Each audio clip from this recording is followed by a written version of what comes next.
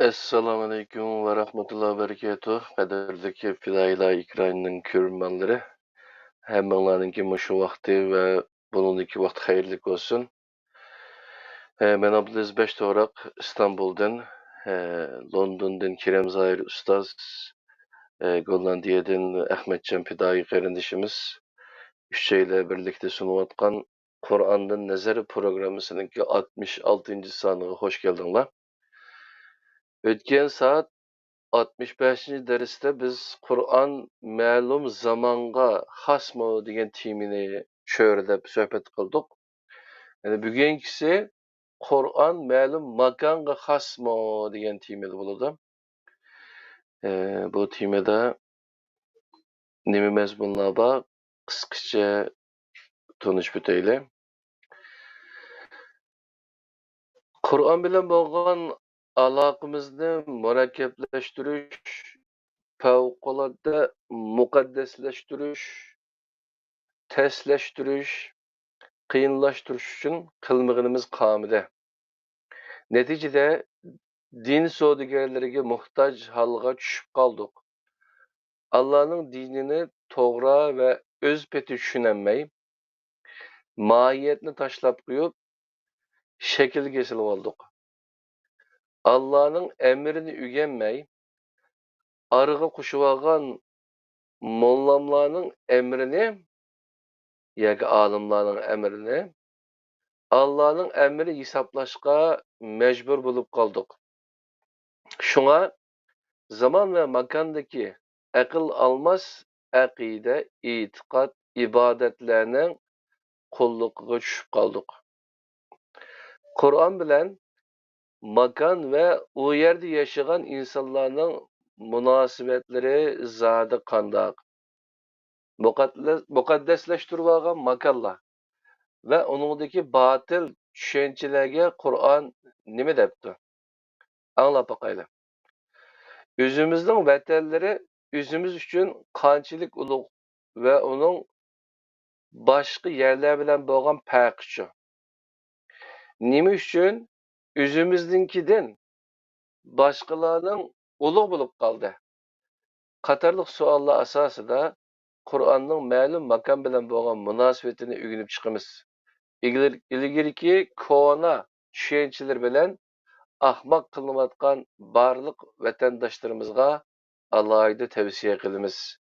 Samimiyatlar bilan Fidoylar ekrani Ahmetcan Fidoyi qarindishimizningki program haqidagi qisqacha yozmasi bor.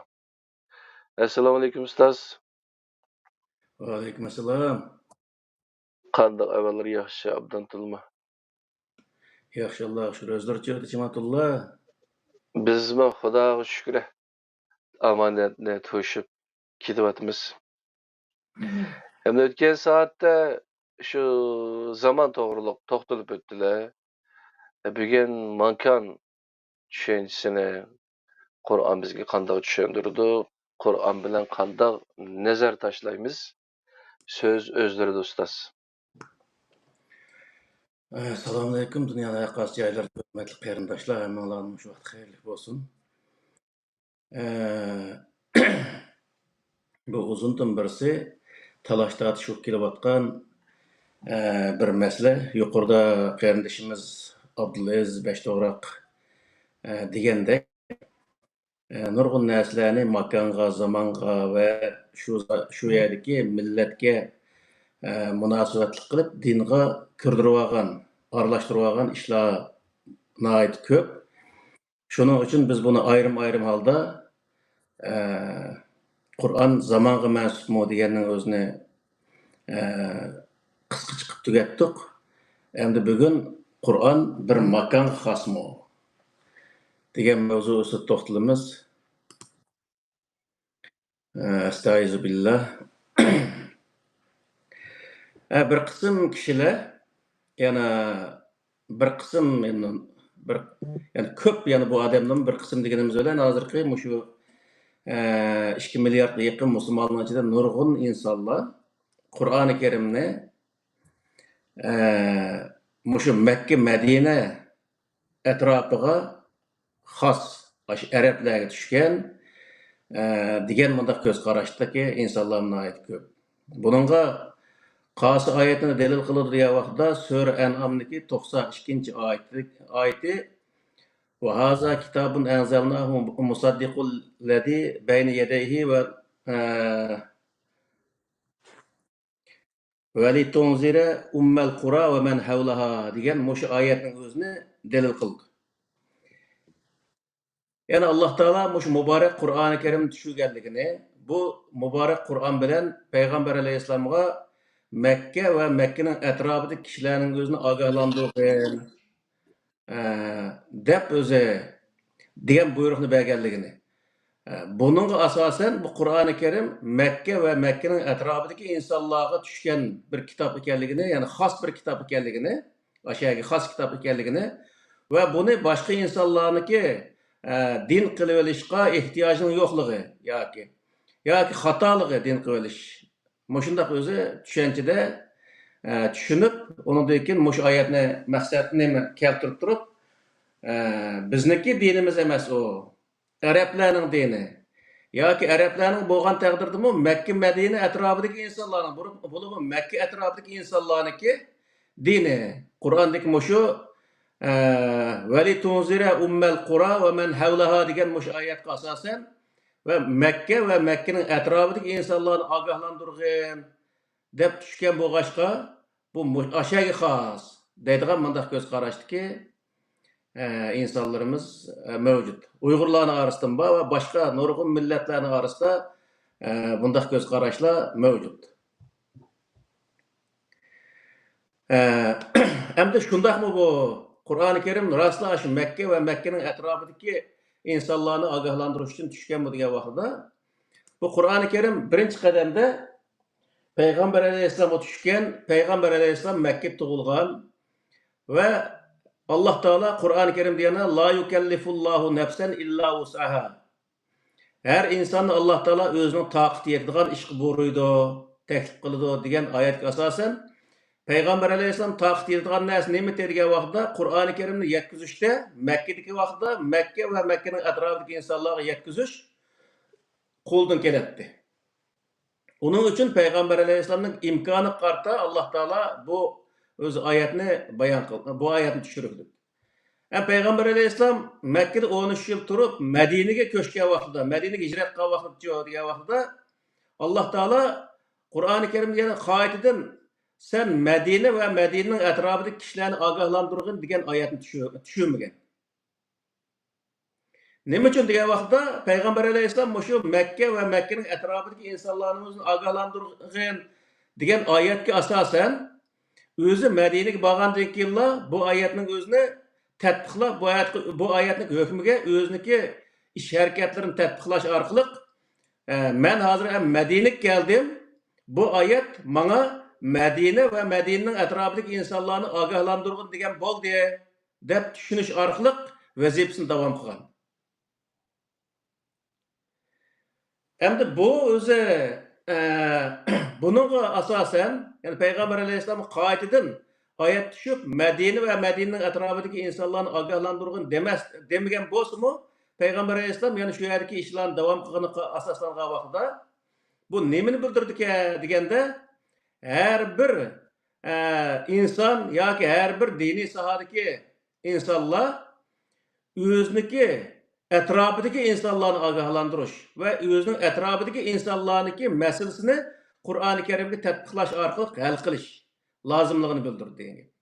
Yani Peygamber Aleyhisselam mush oyatga asosan Medine ve Medine'deki etrafidagi insonlarni ogohlantirgan ve şu Medine ve Medine etrafındaki insanlarniki meselesini Qur'oni Kerimdeki hükümlerle tatbiqlash orqali o insanlarniki meselesini to'g'ri hal qilib, insonlarga to'g'ri yo'l ko'rsatgan yani. Bundan biz aniq bilib olamizki, her bir diniy sohadagi insonniki qilgan vazifasi, qilgan ishi nima degan vaqtda o'zi turayotgan yerdagi va uning atrofidagi insonlarni ogohlantirish va shu yerdagi masalalarni Qur'oni Kerimga tatbiqlash orqali şu yerdeki insanlarga doğru yol gösteriş lazımlığını bildirdi degan. Bundan biz o'zi kesimlik bilan o'z hukm chiqara olamiz ki, yani Mekke ya nima Saudiya yoki Misrda turayotgan yoki bo'lmaydi Turkiyada yo Pokiston turayotgan bir o'z diniy olimniki Yevropada turayotgan bir insonlarniki ishlariga hukm chiqarishdagi xatoligini o'zini bildirdi. Ya'ni jamiyatda bo'layotgan ishlarga qarata u yerga ishga hukm chiqarishniki xatoligini bildirdi. Nima uchun degan vaqtda u yerga ishlarning o'zini to'liq bilmay turib, paloniyada o'ltirib ekan, ko'ni bir o'zi Umayya Abbosiya sulolasi yezib qo'ygan narsaga qarab lekin u yerda fatvoni berish u to'g'ri kelmaydi degan gap. Ya'ni sen u yerda yashashing kerak, u yerda amaliy ahvolni bilishing kerak. Undan o'zi uningga u masalalarni Qur'onga serish orqali insonlarga to'g'ri bir yo'lning o'zini, to'g'ri bir tushunchani bera olishing kerak. Bu o'zi nihoyat bak o'zi nima bizda o'ljagan bir masala, masalan 2005-10 yillarning o'zida mana Norvegiyada biz yashayotgan vaqtida Norvegiyada o'yelish to'lqini qo'zg'algan vaqtida Makka, ya'ni hozirgi o'zi Saudiya Arabiston turayotgan yoki nimada Istanbul turayotgan Turkiyada yoki Pokiston turayotgan mollaning o'zi hech nimani bilmay o'tirib lekin ashadagi o'zi Norvegiyadagi bolalarga fatvo chiqarib, anda qilsang bo'ladi, manda qilsang bo'lmaydi degandek fatvoni chiqargan bunday ishlar bo'lgan. Ya'ni buniki o'zi bir diniy olim bo'lish salohiyatini yo'qotganlik hisoblandi. Chunki diniy olim bo'lish degani amaliyotni bilish va amaliyotga uyg'un so'z qilish va amaliyotni Qur'oni Karimga to'g'ri tatbiqlash orqali millatga to'g'ri javob berish. Buni o'zi ichiga oldi.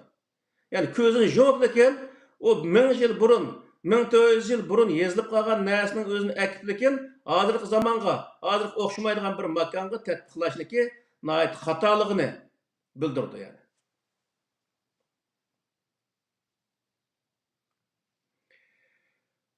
Biz shariat degan o'zi mavzuda uningdagi shu olib o'tib ketgan o'zi Qur'on bir zamonga xosmi degan suhbatda o'tirib qo'ygandek Qur'oni Karimda o'zgarmaydigan 3 ta narsa bor. U bo'lsa-mu Qur'oni Karimdagi aqida, ibodat va prinsiplar o'zgarmaydi. Bu prinsiplar dunyodagi qanday bir yeriga borsak, shu ya'niki amaliy ahvolning o'zini shu prinsip serish orqali hukm chiqarsak, u narsa nihoyat to'g'ri chiqqan bo'ldi.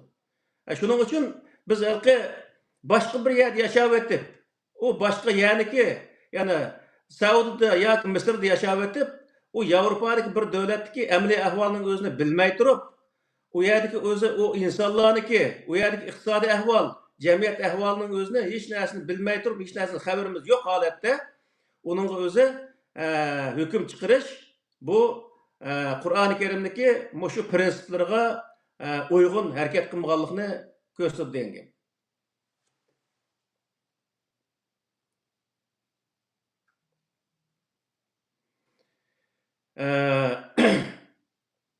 Prinsip yuqorida deganga o'xshash aqida bilan ibodat hech bir zaman o'zgarmaydi, prinsipni o'zgarmaydi, ammo prinsipning o'ziga har joydagi amaliy ahvolni tatbiqlagan vaqtda o'xshamaydigan holatdagi bir hukm o'tirg'i chiqadi.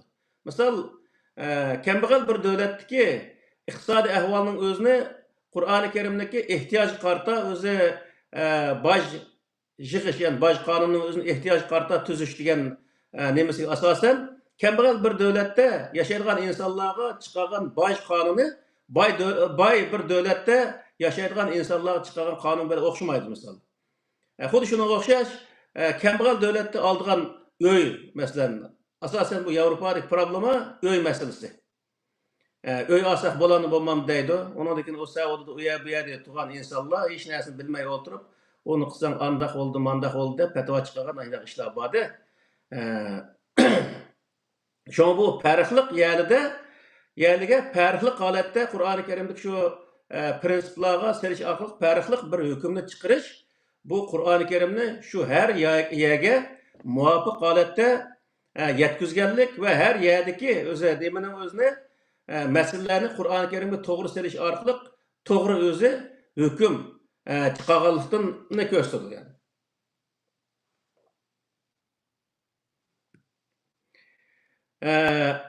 Yani biri Qur'oni Karim Araplarga tushgan. Yani nurg'un insonlar bor, Arablarga tushgan, Arablarniki madaniyatini, Arablarning urf-odatini, Arablarning masalasini hal qilgan. Qur'oni Karimda zaten shu masala bor. Qur'onni shunday o'qiydigan bo'lsak, Arab yerim oraldi masalan Payg'ambar alayhissalom zamonasida bo'lgan voqealikning hammasini yig'ib qarasak, uni 5-6 pora chiqdi deb o'ylayman men taxminan.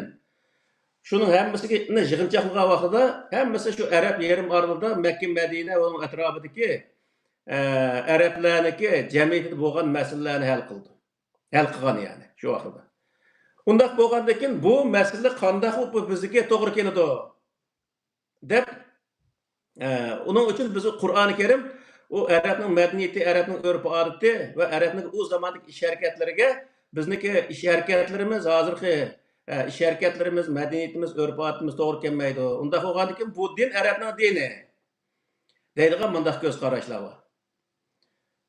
Bunun o'ziga qanday javobi qanday degan vaqtda Qur'oni Karim o'z zamonasida shu Qur'oni Karimdagi prinsiplarga asoslanib turib, Arabniki shu zamondagi jamiyatda bo'layotgan masalalarni Qur'oni Karimdagi shu prinsiplarga tatbiqlash orqali jamiyatni to'g'ri o'z javob bilan javoblantirgan va masalani to'g'ri hal qilgan bo'lsa, ham hozircha degan vaqtda biz hech bir zaman u qilgan ishlarning o'zini, ya'ni Arabniki shu tuprog'ida shu zamonda bo'lgan ishlarga masalamizni hal qilmaymiz, tatbiqlamaymiz.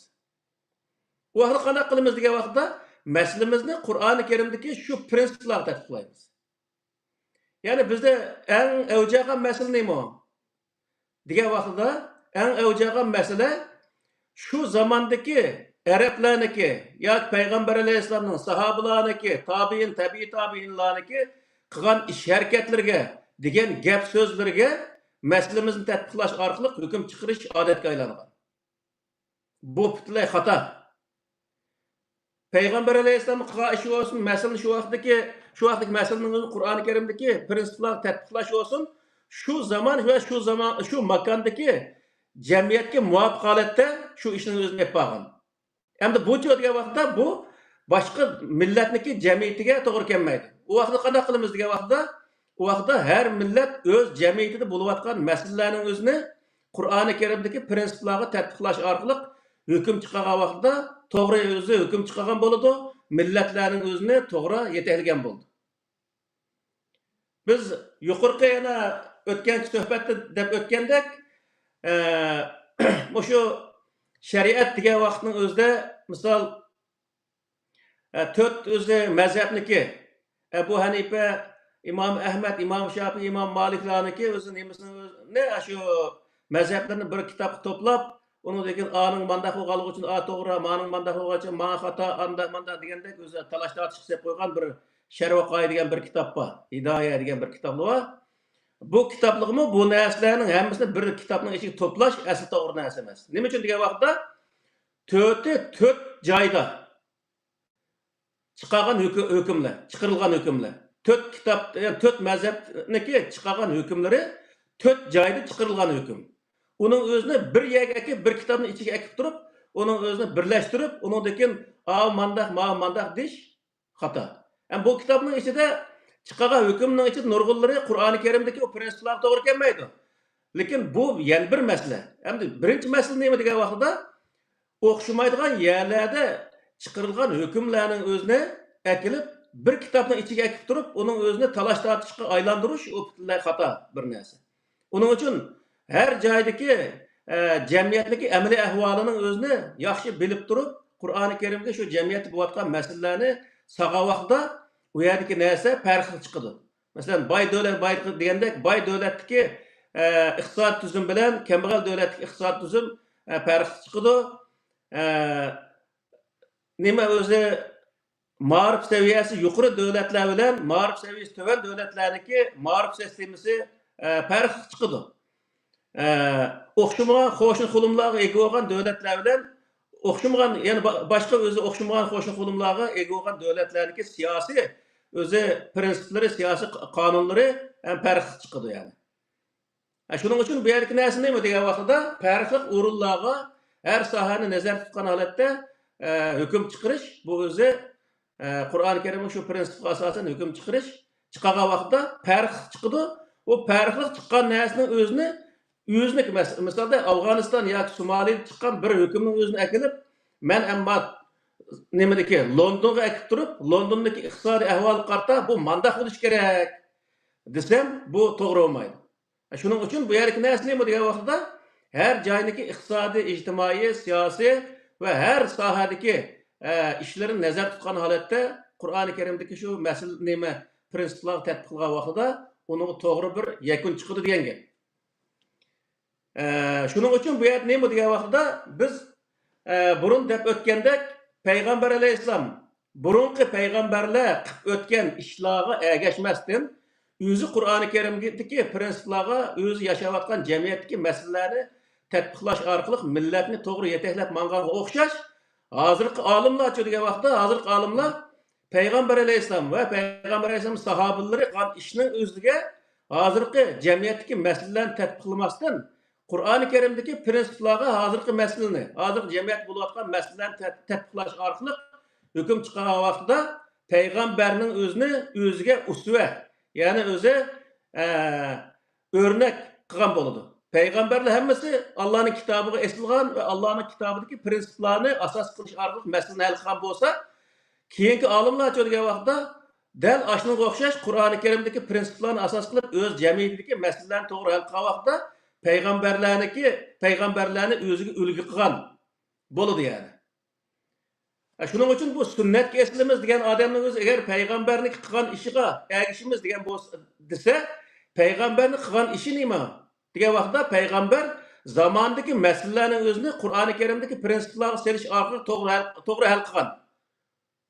Mana shu prinsipga asosan har bir o'zi diniy olim o'z jamiyatidagi, o'z yashayotgan o'z jamiyatdagi, o'z yashayotgan zamondagi masalalarning o'zini Qur'oni Karimdagi nima prinsiplarga to'g'ri selish orqali masalani to'g'ri hal qilgan vaqtida payg'ambarniki o'zi payg'ambar etmangan yo'l bo'yicha etmangan bo'ladi degan gap. O payg'ambar qilgan ishni qilish o sunnat emas. Payg'ambar etmangan qoida bo'yicha ish qilish bu sunnat degan gap. Alloh ko'rsatgan yo'l shu yani. Allohniki Sunnatulloh degan o'z Qur'oni Karimdagi oyatniki maqsadi mana shu.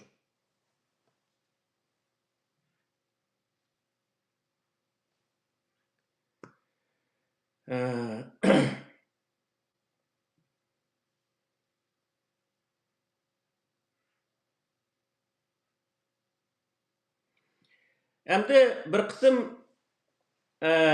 qarindoshlarimiz Qur'oni Karim Arab tuproqlari tushganligi uchun u Arab tuproqlari ash Qur'on tushdi deb o'tirib u ulug' bo'lamdi degan manda savolmi kelibdi meniki shu shaxsiy nimalarimga. Shu hozir makonda zamonda deganiga bunday gaplar meniki nimalarim kelibdi. U hargiz undaq bo'lmaydi. Biz masalan Ramazon haqida so'zlagan vaqtida shuni bayon shu to'g'riliq to'xtaldik. Ya'ni Qur'oni Karim tushgan kecha emas, u kechada tushgan Qur'on ulug' u yerda dedik. Xuddi shunga o'xshash Arab tuprog'i Qur'on tushganligi uchun Arab tuprog'i ulug' emas. Arab tuprog'i tushgan Qur'oni Karim ulug'. Onun uchun bu yerki narsa nima degan vaqtida Qur'oni Karim Allohning so'zi, u har bir insonniki beshining ustida yeri bo'lish kerak. Ammo tuproq kelgan chaqda, millat kelgan chaqda, ya'ni Arab millatiga, Arab tuprog'i kelgan chaqda degan vaqtda Arab tuprog'i dunyodagi bizniki tuproqlarimiz yoki boshqa millatning tuprog'idan hech qanday farqi yo'q. U tuproqda o'z vaqtida Abu Jahilga o'xshagan insonlarmi o'tgan, Abu Lahab o'xshagan insonlarmi o'tgan, payg'ambar alayhissalomga o'xshash o'zi payg'ambarlarmi o'tgan, Abu Bakr Umarga o'xshash o'zi sahobalarmi o'tgan. Bizniki vatandami ne katta insonlar o'tgan va ne munofiqlar o'tgan. Xuddi shunga o'xshash u tuproqda hech qanday o'zi o'zgarish yo'q.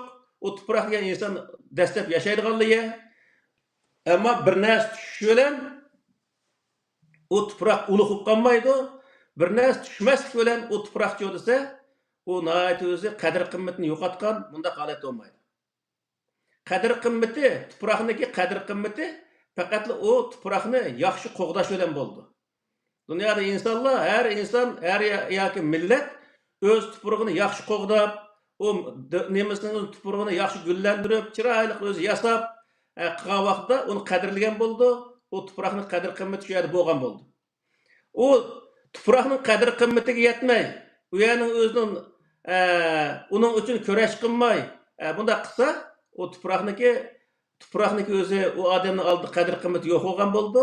Andaki o odam o'ziniki qadr qimmatini shuning bilan yo'qotgan bo'ldi.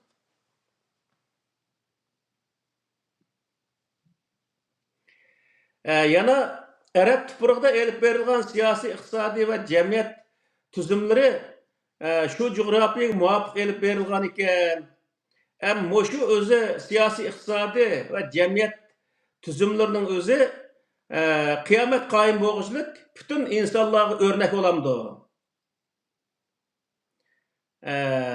Örnek bo'la olamdi yoki degandek o'zi yoki o'rnak bo'lishi lozimmi degandek shunday o'zi savollardan qildi. Buning o'zigimi bergan javob nima degan vaqtda boy deganga o'xshash Arab tuprog'ida shu zamondagi jamiyat va atrofidagi ahvolga asosan elib berilgan siyosat shu zamonga xos, shu zamondagi elib berilgan jamiyat tuzumi shu zamonga xos va shu zamonda elib berilgan iqtisod tuzum shu zamonga xos. Shu zaman va shu makonga xos, ya'ni shu makondagi insonlarga xos bir elib berilgan ishlar. Ammo u hech bir zaman undan keyingi 50 yil, 100 yil keyingi insonlarga yoki boshqa jo'grafiyadagi insonlarga u o'zi tuzum to'g'ri kelmaydi.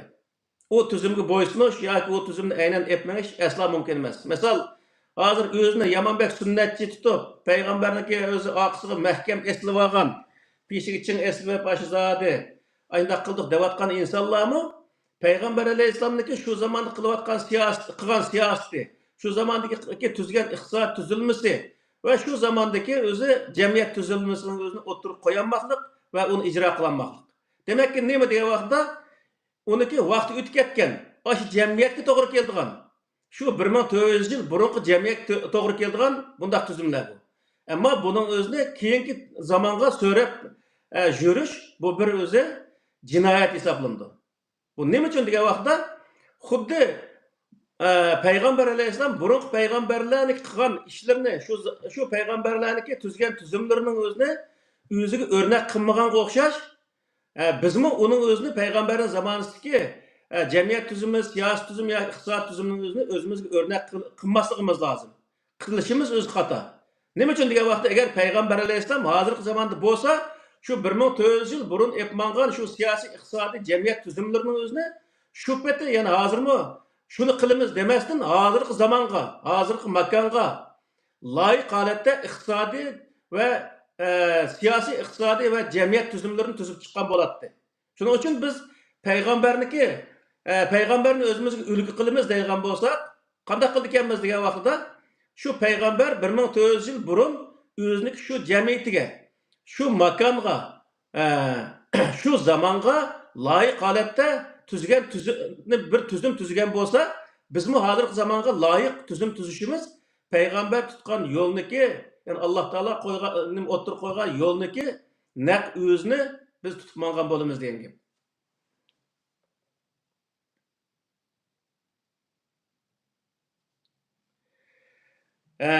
Yana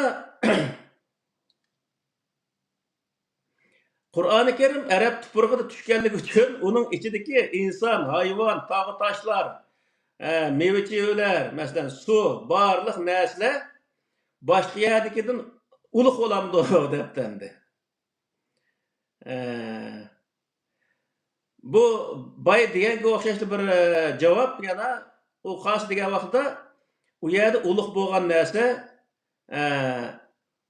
o'sha tushgan Qur'oni Karim. Hamda u tog' toshlar, u yerdagi tuproq, u meva-chevalar degan vaqtda u shu meva-chevalarni, shu suvni, ya'ni zamzam suvi deymiz, yomon ulug'lab ichida uni zamzam suvi deymiz, xo'mi deymiz, ashlarning o'zini payg'ambar alayhisalom zamonasida va undan burun shu Makka mushriklari yeb yurgan, shular o'zi ko'chatini quyib, o'sha yerda meva ko'rdigan narsalar, misolda. Shu mevalardan, ya'ni shu kofirlik qo'ygan, ya mushriklik qo'ygan shu mevadan payg'ambar alayhisalom yegan shu vaqtda. Müşrikler şu özü daraxtni çoğayt nima o'stirib qilgan bo'lsa, shuningdan keyin payg'ambar alayhisalom yegan misolda. Demak, bu yerdagi narsa nima degan vaqtda u meva, u tog'i toshlar, hayvonotlar, suv, hech qanday ziroatlarniki hammasi butun dunyodagi boshqa yerdagi ziroatlardan, meva-chevalardan hech qanday farqi yo'q. Ya'ni buni Ramazon bobida bir qur deb o'tdik. Masalan, Ramazonda iftor qilgan vaqtida bizni o'g'im paydo bo'lib qoladi undaq narsalar. O'sha yerda zamzam suvi deb sotadi ekan, 1 litr suvni akifligi 10 litr yo 100 litr narsaga aralashtirib ekan, uning o'zini İsa alayhisalomniki suvi deb bitem suvga 100 litr, 1000 litr suvni aralashtirib balını 5-ni yuydigan bir qoida bor. Xuddi ashunga o'xshash, ashlardan o'ginib uning o'zini shu Makkadan o'zi 1 litr yo 10 litr suvni akelsa, bütün Ramazonda yetkidek suvga aylantirib, ondan keyin 1 litrning o'zini bu yerda 5 sterlindan sotadi. Bu yerda 5 litr suvni eptiki 15 sterlinga eptendi. Qarsa because bir bank paydo bo'lib, nima u desam, zamzam suvi deydi. Ödükülünsel sup mecazi var. Demek bu yerdeki narsa nima degan vaqtida u xom bilan zamzam suvi bilan iftor qilish bilan mush o'zimizniki turayotgan yerda qanday meva bo'lsa shunday meva bilan iftor qilishning hech qanday farqi yo'q. Hattoki shu zamzam suvi bilan shu xomini ulug'lashning o'zi jinoyat yani. Agar biz ashni ulug'lab, bu ulug' bir meva, ma ulug' bir suv, ma boshqa suvga nisbatan deb o mevalar bilan suvning o'rtasida farq paydo qilib, insonlarning orasida uni cho'qinish hosil qilib qilsak, u vaqtda biz jinoyatchi bo'lamiz yani. Yani o'zimiz cho'qinsak ham jinoyatchi bo'lamiz. Bu degan alohida suv deb uning o'zini o'rtirib ichish kerak deydi ba'zanlar o'ltirib ichish kerak deydi. Ba'zanlar tavbiya etib turib ichish kerak deydi. Ish qilib ming yangi fatvosi bor endi. Shunda qilish orqali bu yerda biz bilib bilmay turib o'zi bir jinoyatga kirib qolamiz. Uning uchun bu yerda hech qanday hayvon, hech qanday o'z tog'i tosh yoki hech qanday meva-cheva ziroatlar boshqa yerdagi ziroat, tog'i toshlar, hayvonlardan hech qanday farqi yo'q. Hammasini Alloh taolo yaratgan. U yerda o'zi arablar o'zi yaratib olgan yo arabniki alohida boshqa bir xudosi bo'lib, u xudo yaratgan bunday bir ish yo'q. Yani hammani bir Alloh yaratgan. Uning uchun biz bütün dunyodagi tuproqni, yani bütün tuproqning o'zini dunyodagi tuproqning hammasini, mevalarni, hayvonlarni va ziroatlarni, suvlarni, hech qilib hamma narsaning o'zini Allohning yaratganligi va Alloh yaratgan narsaning hammasi Allohning oldida o'xshash ekanligi, u hech qaysiniki birsidan o'zi farqli, yani alohida bir narsa emas ekanligini bilishimiz lozim. Shuning uchun bu narsalar shu makonda Arabning tuprog'ida xoma, zamzamning o'zi shu tuproqda bo'lganligi uchun insonlar ashning o'zini qadrlab ichidi. Endi u zamzamning o'zi deganda Makkada insonlarniki hayot manbasi. Ash suv bo'lmasa hayot kechirolmaydigan gap endi. Uning uchun uni qadrlaydigan gap. Har millat demakki bu yerda nima degan vaqtda o'ziniki narsalarni qadrlash u nihoyatda yaxshi bir ish. Ammo qadrladim deb uning cho'qinish darajasiga opirish bu butunlay xato.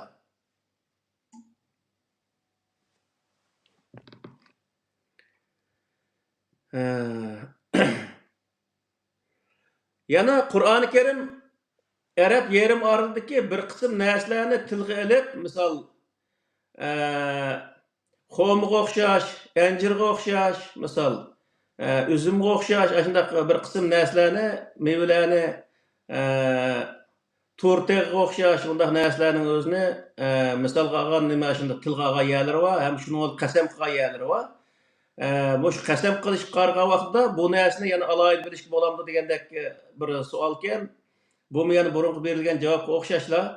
Mayli Alloh taolo uni qasam qilsin, uning hech qanday boshqa mevalar bilan hech qanday farqi yo'q.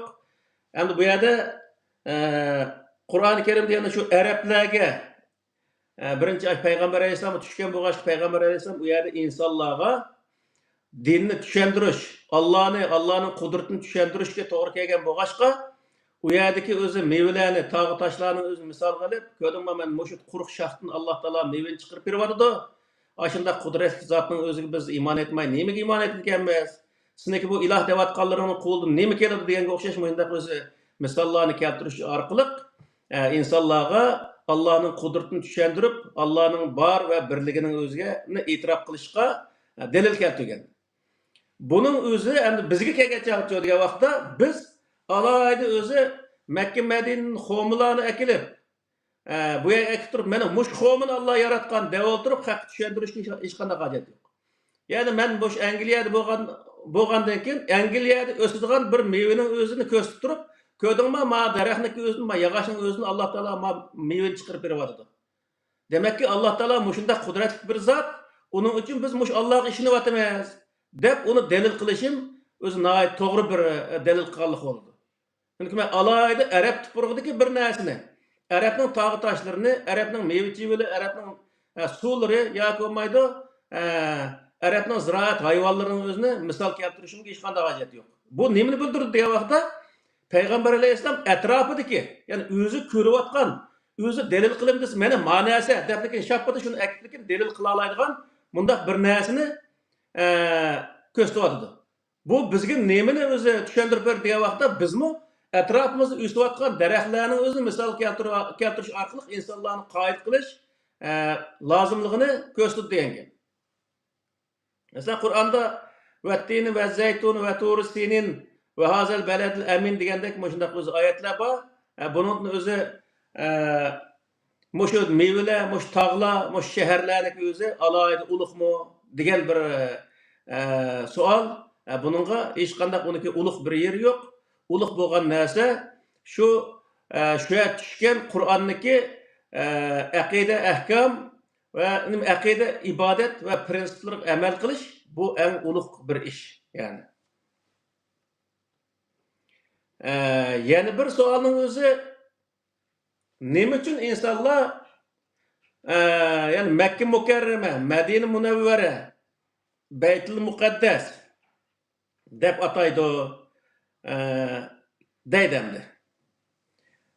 Albatta endi arablar uni qanday atsa bo'ladi endi o'ziniki tuproq bo'lgandan keyin uning o'zini nihoyatda e'tiborlab ulug'lamagan taqdirda e'tiborlab ashuni o'zini nihoyatda o'zi qimmatini bilib Makka Mukarrama demdi, Madina Munawvara demdi, nima desa ular yarışıdı. Bu shu tuproqda yashayotgan insonlarniki shu tuproqning qadr qimmatini bilganlikniki bir alomat bo'lib hisoblandi. Endi bizcha degan vaqtda biz Uyg'urlar misol ulug' vatan, ona vatan misolda deganga o'xshash shundaq o'zi azizani Qashqar deganga o'xshash shundaq o'zi aziz vatan yoki deganga o'xshash shundaq o'zi so'zlar bilan vatanni ta'riflaymiz. U nima degan bo'ldi degan vaqtda bizningmi o'zi o'zimizniki vatanimizning o'zini ulug'lash emas, qadrlash. Qadrlashni bilishimizniki lozimligini bildirdi. Yani bu ulug'lab o'zimizniki yani ilohiyat ulug'iyat darajasiga chiqarib olmasdan buni nihoyat o'zimizga kerak bo'lgan narsa, unda bo'lgan uni qadr qimmatiga yetishimiz lozim. Uning uchun uning o'zini ulug' vatan, aziz vatan yoki ona vatan deb vatanni aniq o'xshash bunday ishlarni qilish bu o'zi bir jinoyat hisoblanmaydi.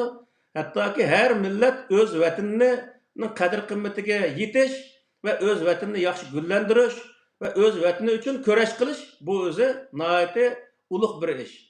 Shuning uchun o'zi vatan uchun jonni beriladi. Ham nurg'un insonlar bor bizning aramizda jihad qilsak o'zi nima qiladi? Alloh taolo rozi bo'ladi. Vatan uchun jihad qilsak Alloh taolo rozi bo'ldi, kurash qilsak yani. Allah razı oldu. Allah razılık için bu işini qilamiz, savab erish uchun bu ishni qilamiz degan bunday gaplar bor-da. Albatta. Agar shu ishni qilsak Alloh taolo savob beradi. Agar bermagan taqdirda bizniki qilishimiz zarur bir ish. Nima uchun degan vaqtda u Allohga kerak emas, u vatan. Bizning o'zimiz kerak. Uning uchun vatan uchun kurash qilish u bir iymoni va bu qolganligi uchun kurash qiladigan ish emas. Hozir mesela iymoni va odamning hammasi vatan uchun kurash qiladigan vaqt qachib ketyapti. Mesela Suriyani misol olsak, shunda o'tirdi bir nima parakanchilik chiqdi.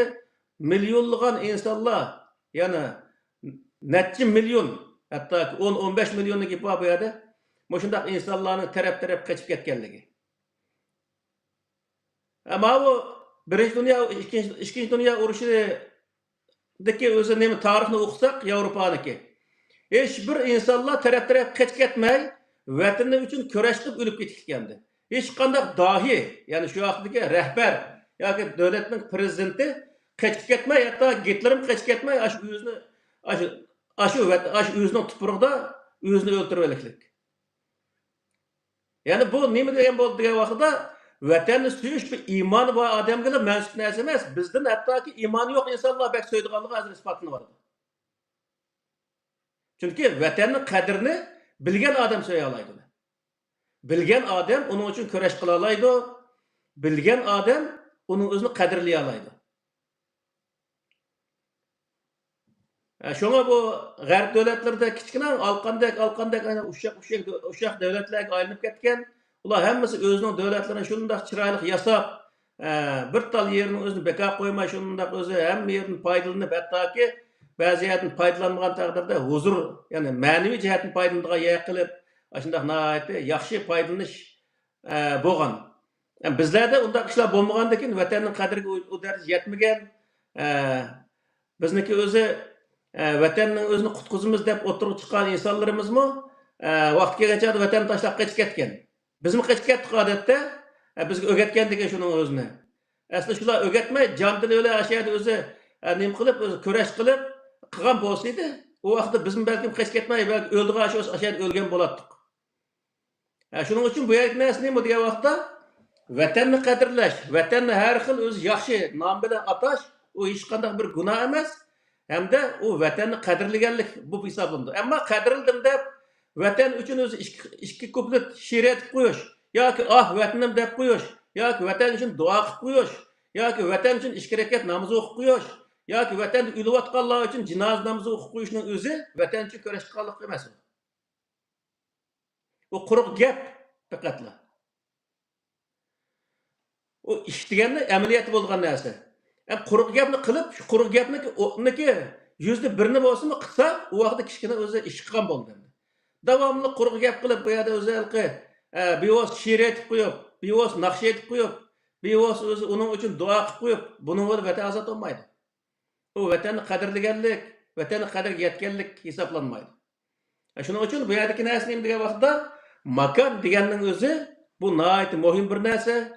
Bir insonlarga, bir millatniki turadigan, erkin yashaydigan bir makoni bo'lmasa, u millat hammani yo'qladi. Ya'ni bir vatan deganning o'zi u millatniki borligi. Madaniyati, urf-odati, tili, yezig'i ish qilib, shu millat kerak bo'lgan narsaning hammasi shu vatanda bo'ladi. U vatan tuprog'ining o'zini, vatanning territoriyasini yaxshi qo'g'digan vaqtda o'ziniki borligini qo'g'daydigan gap. Shuning uchun payg'ambar alayhissalom Madinada o'zi Xandak urushi bo'lgan vaqtda shu osh turuqlig'in hamma insonning qo'sig'i shunday o'zi bir hassa oshgan bo'lsa, payg'ambar alayhissalom qo'sig'i 2 hassa echib ketishlik. Butun shu yerdagi askarlarning o'zi qo'sig'iga bir taldan tosh bog'lasa, payg'ambar alayhissalom 2 tal tosh bog'lab turib, shu Xandakni ko'lab qo'yib turib oldiga shu dushmanlar bilan o'zi dushmanga taqobil turib, shularning o'zini oxirsida yengib, vatanning o'zini qo'g'dab qolgan. Ya'ni vatanni tashlab qochib ketgan emas. Agar shu vaqtda payg'ambar alayhissalom shu Madinani tashlab qochib ketgan bo'lsa, u payg'ambar alayhissalom oxirida ma'nodan bir odam qolmaydi. Qo'yava buni qo'ng'iq boq gaplashgan vaqt qochib ketgan bunday qadar nima keragi bor deydi. Bizning o'z tarixda o'tgan dohiylar shu rahbarlarimiz vatanni tikatgan vaqtda hech bir zaman aziz bo'lmaganki. Men nemisini o'qib chiqdim. Aziz bo'lmaganki, shu yerda o'zi shu vatan degan gap bilan o'lib ketgan, odatda hech bir zaman aziz bo'lmaganki. Demak, vatansiz odamlar hech bir zaman aziz bo'lmaydi. Qur'oni Karimda bir oyat bor, ularning o'zini surgun qilganda degan oyatning o'ziga mashar degan o'zi bir kalimani keltirdi. U mashar deganning o'zi qiyomat kunisi insonlar to'planadigan bir yer. Bütün insonlar to'planadigan yerni mahsharga deydi. Ya'ni to'planadigan o'rin. U yer nihoyat dahshat bir ishlar bo'lgan bir o'rin. Endi bu dunyoda insonlar o'zi vatanini tashlab qochib ketgan vaqtda, ya'ni ularning o'zini vatanni qo'g'lagan vaqtda, ularga nima uchun bu kalimani ishlatadi degan vaqtda insonniki, ya'ni vatanni tashlab chiqib ketgan insonniki qiyameti vatanning bo'sig'isidan shunday chiqqandikilar boshlandi degan gap. U inson hech bir zaman qadr qimmat olmaydi uniki. Tehe o nimada to'pil so'zlayapti. G'arb davlatlari bizni shu o'ziga Yevropa akili o'lib, shu assimilyatsiya qilib, o'sha yerda o'ziga o'zgartirib olish uchun sana hech qanday qadamga ehtiyoji yo'q. Men bu Yevropada yashayotgan hozirgi vaqtda 22 yil bo'ldi. 23 yil olib qoldi. Bir Yevropalik kelib, va sizlar o'sha chet elliklar o'sha bizga kerak tanglar. Uning uchun sizlar kelgan, xo'sh keldinglar mayaga degan bir Yevropalikni ko'rmadim men. Mandaqaroq millatchilik kelib qolsa, qapoqning eng yomoni bilan qaraydi odamga. Men birinchi qatim ishga kirgan vaqtda bir iskilotda ishladim 3 yil. Iskilotda ishlagan vaqtda bir odam qachon kelding bu yerga degandan keyin men paloni vaqtda keldim desam, qachon ketsa degan menga. Hattoki bu ishning o'zi payg'ambar alayhisalom beshiqqa kelgan, payg'ambar alayhisalom Makka dan Madinaga hijrat qilib kelgan vaqtda Madinadagi bir qism insonlar Ubay ibn Sulul degan inson bilan o'zi shuniki atrofidagi insonlar bu yerning egisi bo'lgan egisi bu kelganlarning o'zini chiqaryotdi degan. Payg'ambar alayhisalom shu deb kelgan shu vaqtning o'zida. Hech bir zaman bir odam yeyotgan nonga sherik bo'lim deb kelgan odamni u nonning egisi yaxshi ko'rmaydi. Bir uyga kelganda bir odamning uyiga kelgan mehmonning o'zini bir kun, 2 kun turadi. Bir oy, 2 oy yillarcha umri vaqi turishni hech bir o'zi inson yaxshi ko'rmaydi. Shuning uchun bütün payg'ambarlar masalan Musa alayhisalom, payg'ambar alayhisalom tatib hammasi nima qilgan degan vaqtda eng oxirida qavm qarindoshlarini elib o'z vatanini ozod qilish uchun nima harakat qilgan. Musa alayhisalom misol Misrda ko'mgan kunni ko'rib, oxirsida o'zi bu xalq qo'liq qarashlik qanchalik o'zi zulmatli bir ish ekanligini bilgandan keyin Bani Isroilni boshlab Falastinga o'z tuprog'imizga ketmasak bo'lmaydi ekan deb ashaga mangan. Gerçi shu vaqtda o'zini tuproqqa kelib, shu yerni ozod qilmagan taqdirdami millatni shu tuproqniki bir yeriga akib qo'yib, o'sha yerda o'lib ketgan. Payg'ambar alayhisalom Makkada 10 yil turib, 10 yil 7 yil bo'lgan vaqtda, 7 yil 8 yil atrofida bo'lgan vaqtda, keyin Makkaning o'zini qayta ishg'ol qilib, undan keyin o'zini qildi. Shu yerda nima deydi degan vaqtda Alloh taolo Qur'oni Karimda maqama mahmuda degan bir kelim bor Qur'onda. Maqam Mahmud degan nima degan vaqtda uni tarjima qilgan insonlar Maqam Mahmud deganning o'zi Allohning payg'ambar alayhisalom qiyomat kunida shu Xudoni yeniga berib o'tirgan bir o'rinning o'zini tasvirlaydi. Bunda xato bir narsa bor-da bu yerda. Maqam Mahmud degan nima degan vaqtda qadr qimmati bo'lgan bir o'rin degan gap endi.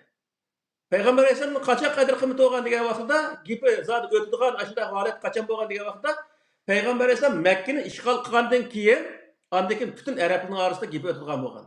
Payg'ambar alayhisalom maqama Mahmud degan o'zi o'zi hamma odam va Muhammadning o'zi ashani aytdimi? U endi hammamizning zodi buni degan jugimizni tikidi ekan. Diqqat qilmasak, qanday qilamiz endi deb hammamiz tarosimga tushib, bir-birlab o'z bayat qilish kelishlik sabablar hammasi nima bo'ldi degan vaqtda Payg'ambar alayhisalom shu eng kuchli bo'lgan Makkaning o'zini ishg'ol qilgandan keyin bütün etraftaki Araplarning hammasi taslim bo'lib kelgan. Şu Qur'oni Karimda va qalatil arabu amanna qul lam tu'minu walakin qulu aslamna degan oyatlar bor. Bu nima degan vaqtda ular voy bo'ldi biz sana ishondik degan vaqtda ular sen o'zi ishondik deganinglar demangizlar. Taslim bo'ldik deb Qur'onda ashuni o'zini bayon qilgan. Nima uchun? Chunki ular ayan elishdim burun biz sen so'zlayotgan narsa rostken, to'g'ri ekan, ash narsaga biz ishondik demaganda, demak, u gadangi qilish qilayotgan vaqtda undan keyin bo'ldi biz ham amanna degandan keyin bu gaping to'g'ri emas. Siz aslamlab taslim bo'ldik denglar degan. Shu yerda payg'ambar alayhisalomniki maqama Mahmuddan iborat o'zi butun insonlar e'tirof qiladigan, butun insonlar Muhammad desa zodi dir-dir titraydigan bunda holat shu vaqtda shakllangan. Demek bu nimani bildirdi degan vaqtda makoni, ya'ni har bir millat o'z vatanining o'zini qo'g'dash, qutqizish va uning uchun kurash qilish bu intayin bir o'zi katta bir ishkanligi, ulug' bir ishkanligi Allah Taala hali o savab beradi-ki, savab bermesimi qilish o'zi lozim bir ish ekanligini bildirdi degan. Ya'ni musulmon bo'lish sifatimizdan davomli savobni umid qilish emas bu yerda. Bir ishni to'g'ri ishni qilish, to'g'ri ishni o'zini to'g'ri qilish bu nihoyat muhim. To'g'ri qilsaqlar, uning zaten Allah Taala savab beradi. Oldin ola biz o'zi mush ishni qilsak savab bo'ladi-ki, uning uchun biz mush ishni qilamiz deb birinchi savobni oldiga elib olish bu butunlay xato. Shuning uchun bu yergi narsa nima degan vaqtda öz vatanimizni qandaq bir ism bilan atsak bo'laverdi, qandaq o'z yaxshi ism bilan atsak bo'laverdi. U o'zi faqatla vatanimizni qadrlash, qadr qimmatiga yetish maqsadi bo'lishi lozim. Ammo asla uning o'zini u quruq gapni qilib qo'yilgan vatan deb qo'yish bilan u vatan uchun xizmat qilganlik bo'lmaydi. Yoki WhatsAppda u yerda vatan uchun so'zlab qo'yish, vatan uchun ikki tal she'r aytib qo'yish, vatan uchun duo takbir qilib qo'yishning o'zi vatan uchun o'zi xizmat qilganlik bo'lmaydi. Faqat men mushukni qilsaqla yetarli bo'ldi bizga deyish bu butunlay xato. Uning o'zini faqatla biz insonlarni o'qitish uchun qilamiz. U faqatla 100% hech qanday ishga yaramaydi deganlik emas. Ammo mushuk ishni qilsak yaraydi, mush yetarli bo'ladi deyish butunlay xato. Ammo shuni kishilarning o'ziga vatanniki vatan uchun kurash qilish jarayonlarini masalan uniki plan programmalarni anglatish bu nihoyat muhim. Ammo anglitib qo'yish bilan kifoyalanish bu butunlay o'zi xato. Shuning uchun biz bir tarafdan uni gapini qilishimiz lozim, so'zlashimiz lozim. Yana bir tarafdan o'z qo'limizdan keladigan ishlarni qilishimiz lozim. Qo'limizdan keladigan desa, lamzallik qilib, odatli bir ishni qilmayman, mushuni o'z qo'limda keldi deb o'ltirmasdan davomli uningdan yo'g'ini qo'limizdan kelishga harakat qilishimiz lozim. Shu vaqtda biz vatanni qutqiza olamiz. Vatanni qutqazgan vaqtda u Uyg'ur millatini barlig'ini, ya'ni yig'ib aytgan vaqtda sanab tugatib bo'lmaydi asosan, barlig'ini qutqazgan bo'lamiz. Ya'ni avlodlardan tortib hammasini qutqazgan bo'lamiz. U vaqtda Uyg'ur millati tarix sahnasidan o'chmaydi degan gap. Ama yo'qolib ketimiz degan vaqtda uni o'zi shundaq o'zi lamzallik o'ldirsak yo'qolib ketimiz. Bizniki hozir bolalarimiz cho'ng'yapti. Bolalarniki bizniki vataniga bo'lgan ishtiyoqimizga nisbatan bolada 50% yetmay bilmaymiz. Uning bolalarini so'z aytishga hojatsiz. Shuning uchun o'zi bu yerdagi narsa nima degan vaqtda u bolalar uning ustiga davomli vatanning suyini ichib, vatanning tuprog'ida yashab, vatanning havosini tinib, nenni yeb bundaq cho'ng bo'lmagandan keyin uning bo'lgan mehr muhabbatmi ojiz bo'lgan gap. Bizni qanday qilyapti misol? Biz ba'zi vaqtda vatanga kelib chiqsa o'zi yig'lab ketamiz. Yig'lab ketgan qarta amaliy harakat qilgan kelgan chaqda ming yonz fatavoni chiqarib uning qarta harakat qilmaymiz. Harakat qilmaganlikning jazosi mana hozirgi vaqtda keldi. Harakat qilgan taqdirda to'g'ri qilmaymiz. To'g'ri vaqtda, to'g'ri o'rinda qilmaymiz.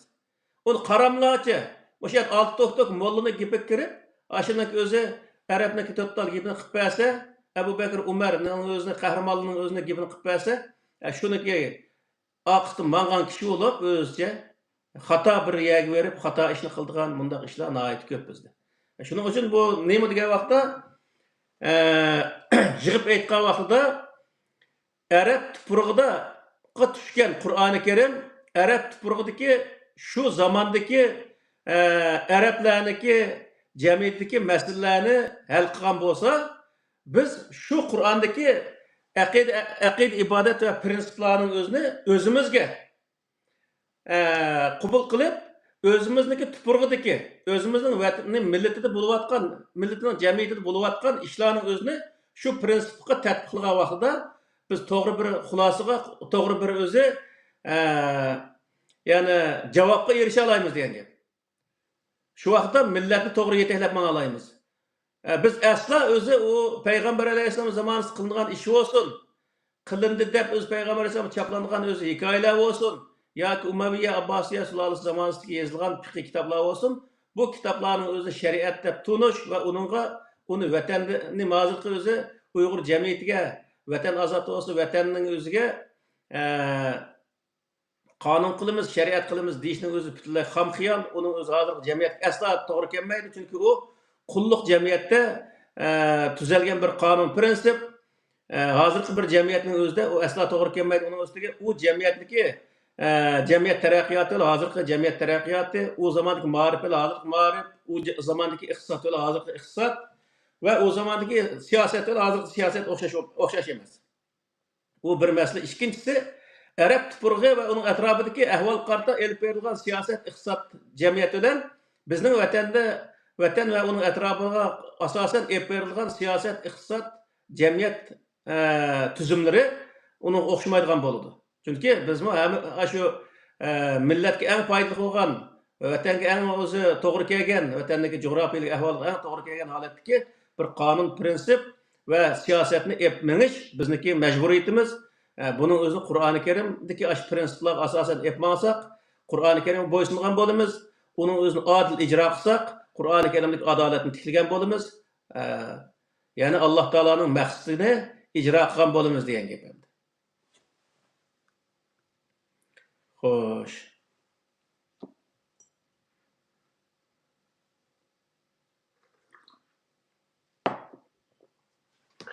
Allah razı olsun. Demek şu Kur'an-ı Kerim'de biz Peygamber Aleyhisselam'a Resulullah'da usve-i hasene buluşu o fakat şu makangalam has emes bu yerdeki prensiplerini özümüzdeki vatanige özümüzün yaşavatkan ana vatanlarımızga tadbiqlab yani aşağıya üçün küreş kılıp şeyini qoğdap Allah'ın rızalıqına yine erişkili buludu. Demek şu anda sıkat bir kaçadı. Doğru.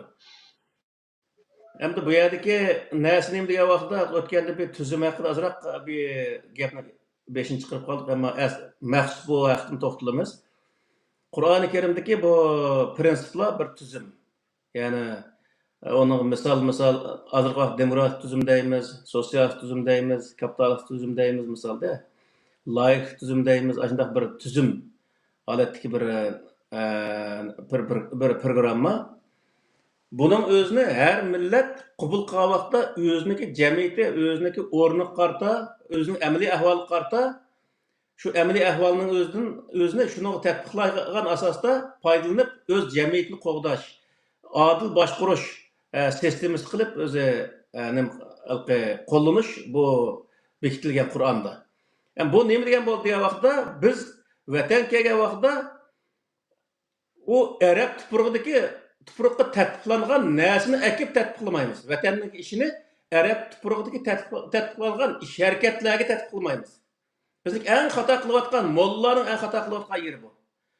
Payg'ambarning qilgan ish harakatlari, sahobalarning qilgan ish harakatlariga tatbiqlamaymiz.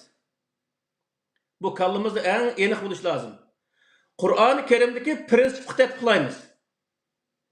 Chunki har bir payg'ambar o'z zamoni va o'z makonidagi jamiyatda bo'layotgan ahvolning o'zini, masalalarning o'zini yani shu zamondagi kitobni, ilohiy kitobniki shu prinsipni tatbiqlash orqali masalani to'g'ri hal qilib, millatni to'g'ri yetaklab mangan bo'lsa, payg'ambar alayhissalomni qanday qilgan degan vaqtda o'ziniki zamoni va o'zining makonidagi masalalarning o'zini Qur'oni Karimdagi shu prinsiplarni tatbiqlash orqali masalani to'g'ri hal qilib mangan. Endi biz kelgan vaqtda degan vaqtda biz payg'ambar qilgan ishni tatbiqlamaymiz. Payg'ambar tatbiqlagan shu prinsipga o'zimizniki jamiyatdagi masalalarni tatbiqlash orqali masalani to'g'ri hal qilishimiz lozim. Ma Ahmadjondagi davomli deydigan gapi bor. Barmoq qarmay, barmoq ko'rsatgan yerga qarash kerak dedi. Ashunda qilishimiz lozim. Payg'ambar qilgan ish emas, payg'ambar tatbiqlagan prinsipga qarashimiz lozim. Bu yerda. Misal o'tgan degandek sotsializm degan bu ideologiyaning o'zini Karl Marx yozibdi. Yozgandan keyin u odam o'zi o'lib ketgandan keyin u narsa o'tirib chiqib shuni bilan o'zi nurg'un davlatlar uni qabul qildilar. Hamma davlat o'xshash qabul qildimi? O'xshash qabul qilmadi. Masalan, Yevropa birinchi sotsialist davlat bo'lgan davlat. Hammasi hozir yarim sotsialist shuning uchun. Sotsializm Yevropada boshlangan aslida. Hammasi o'xshashmi degan vaqtda hozir Hollanda bilan Angliyaniki tuzumlarini munda selishtirib ko'rsak, nurg'un narsa o'xshamaydi. Masalan, Xitoylik sotsializm bilan Yevropaning sotsializmi o'xshamaydi. Xitoyning sotsializmi bilan Sovetning sotsializmi o'xshamaydi. U Xitoyniki Vyetnamniki o'xshamdi degan vaqtda o'xshamaydi.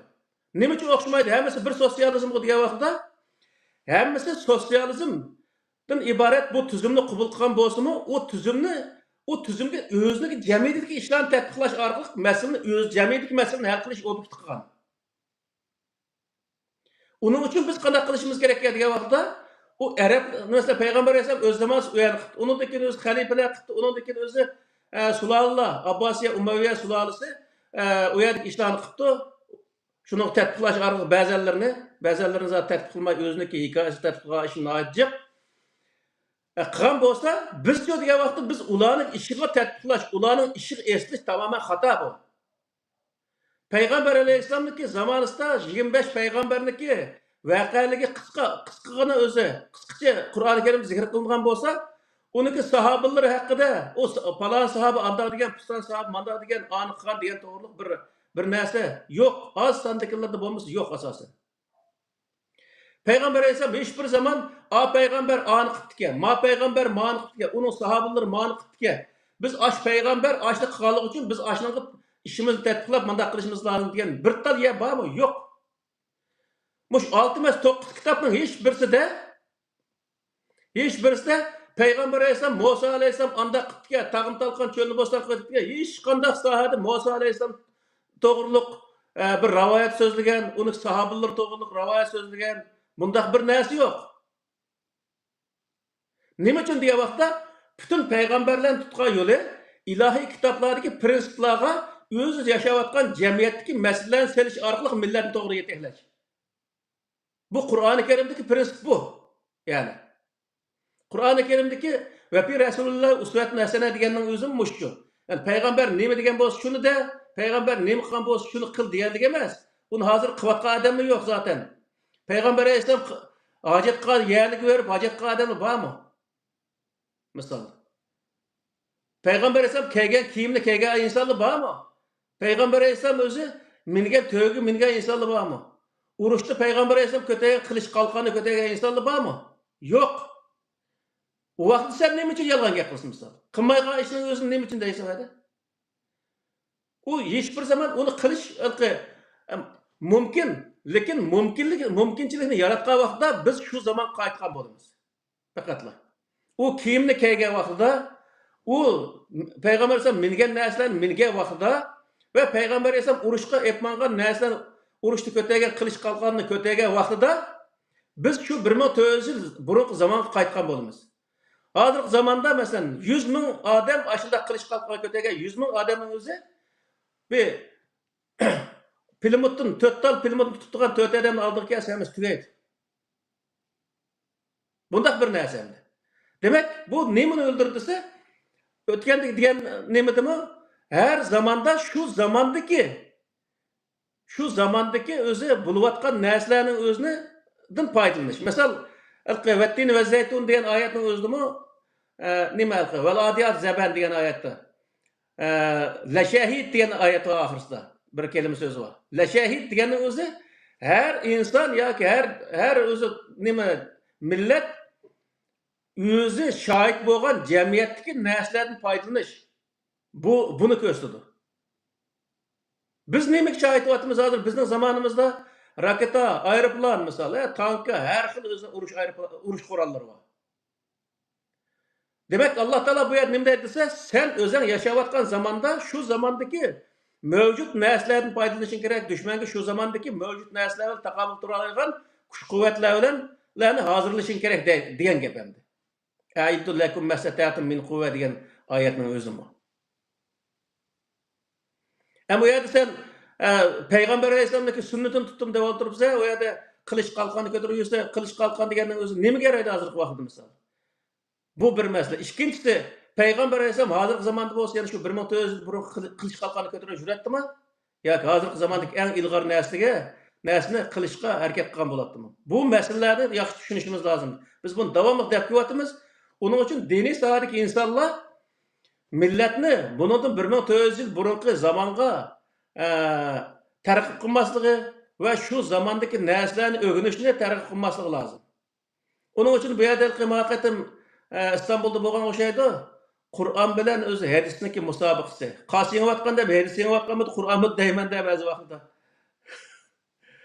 Buningdek ahmoq, olim, o'lima deyotgan insonlarniki qilayotgan ishi. Bu endi burunqi jamiyatdagi o'rtaq bir tushuncha bo'lib qolgan narsa, davomli Alloh taolo shunday tushunchalarga xotim payg'ambar avatish orqali xotim berishlik. Misol payg'ambar alayhisalom zamonasida burunqi larniki haykallarga cho'qindigan, butlar cho'qindigan ashundaq burunqilar qilayotgan ibodat deb qildigan ashundaq bir holat bo'lganligi uchun payg'ambar alayhisalom ashuni o'zini tamoman nima qilib amaldan qoldirib şu zamandan başlap aldık qarab mengişinin özüne. Onun için peygamberlerin islahatçı deyimiz de. Aş öz yaşayotgan zamandan başlap aldık qarab mengiş. Akıdın bir näs öğrenmeslik. Yani. Ölükdün bir näs öğrengil bolmaydı. Meyli o ölgen adam peygamber olsun, sahabe olsun, onu ki bizge hiç qanday bir näs öğretemaydı vaqtida. Fakat onunla qilib qolgan näs nima degan vaqtida? Qilib qolgan narsa o peygamber Allah Taola'nın Kur'an kitabıga esilgan, bütün peygamberler Allah'ın kitabıga esilgan ve cemiyet meselelerinin özünü şu Allah Teala'nın kitabındaki prensiplerine seliş arqali meselelerini hal qilgan. Bizning o'rganadigan yerimiz bu. Yani. Ama ularning qilayotganning o'zini Adem Aleyhisselam o'zi o'ratlarini daraxtning yupinmoqlarini yepdiki, deb ham biz ishtak bilan yeyishib o'tib, daraxtning yupinmoqlarini o'ratni yepishga hojat yo'q. Agar Adem Aleyhisselam hozir zamonda bo'lgan bo'lsa, qanday qiladi desaklar, masala hal bo'ldi. Masalanda. Shuning uchun bu yerda bizniki dini alim deb o'zini atab olgan insonlar dini alim bo'lish salohiyatiga ega bo'lish uchun bu masalalarni yaxshi tushunish lozim. Ya'ni zamoniga loyiq odam bo'lishga targ'ib qilish lozim millatni va zamoniga loyiq bo'lgan ilmlarni o'rgatish lozim.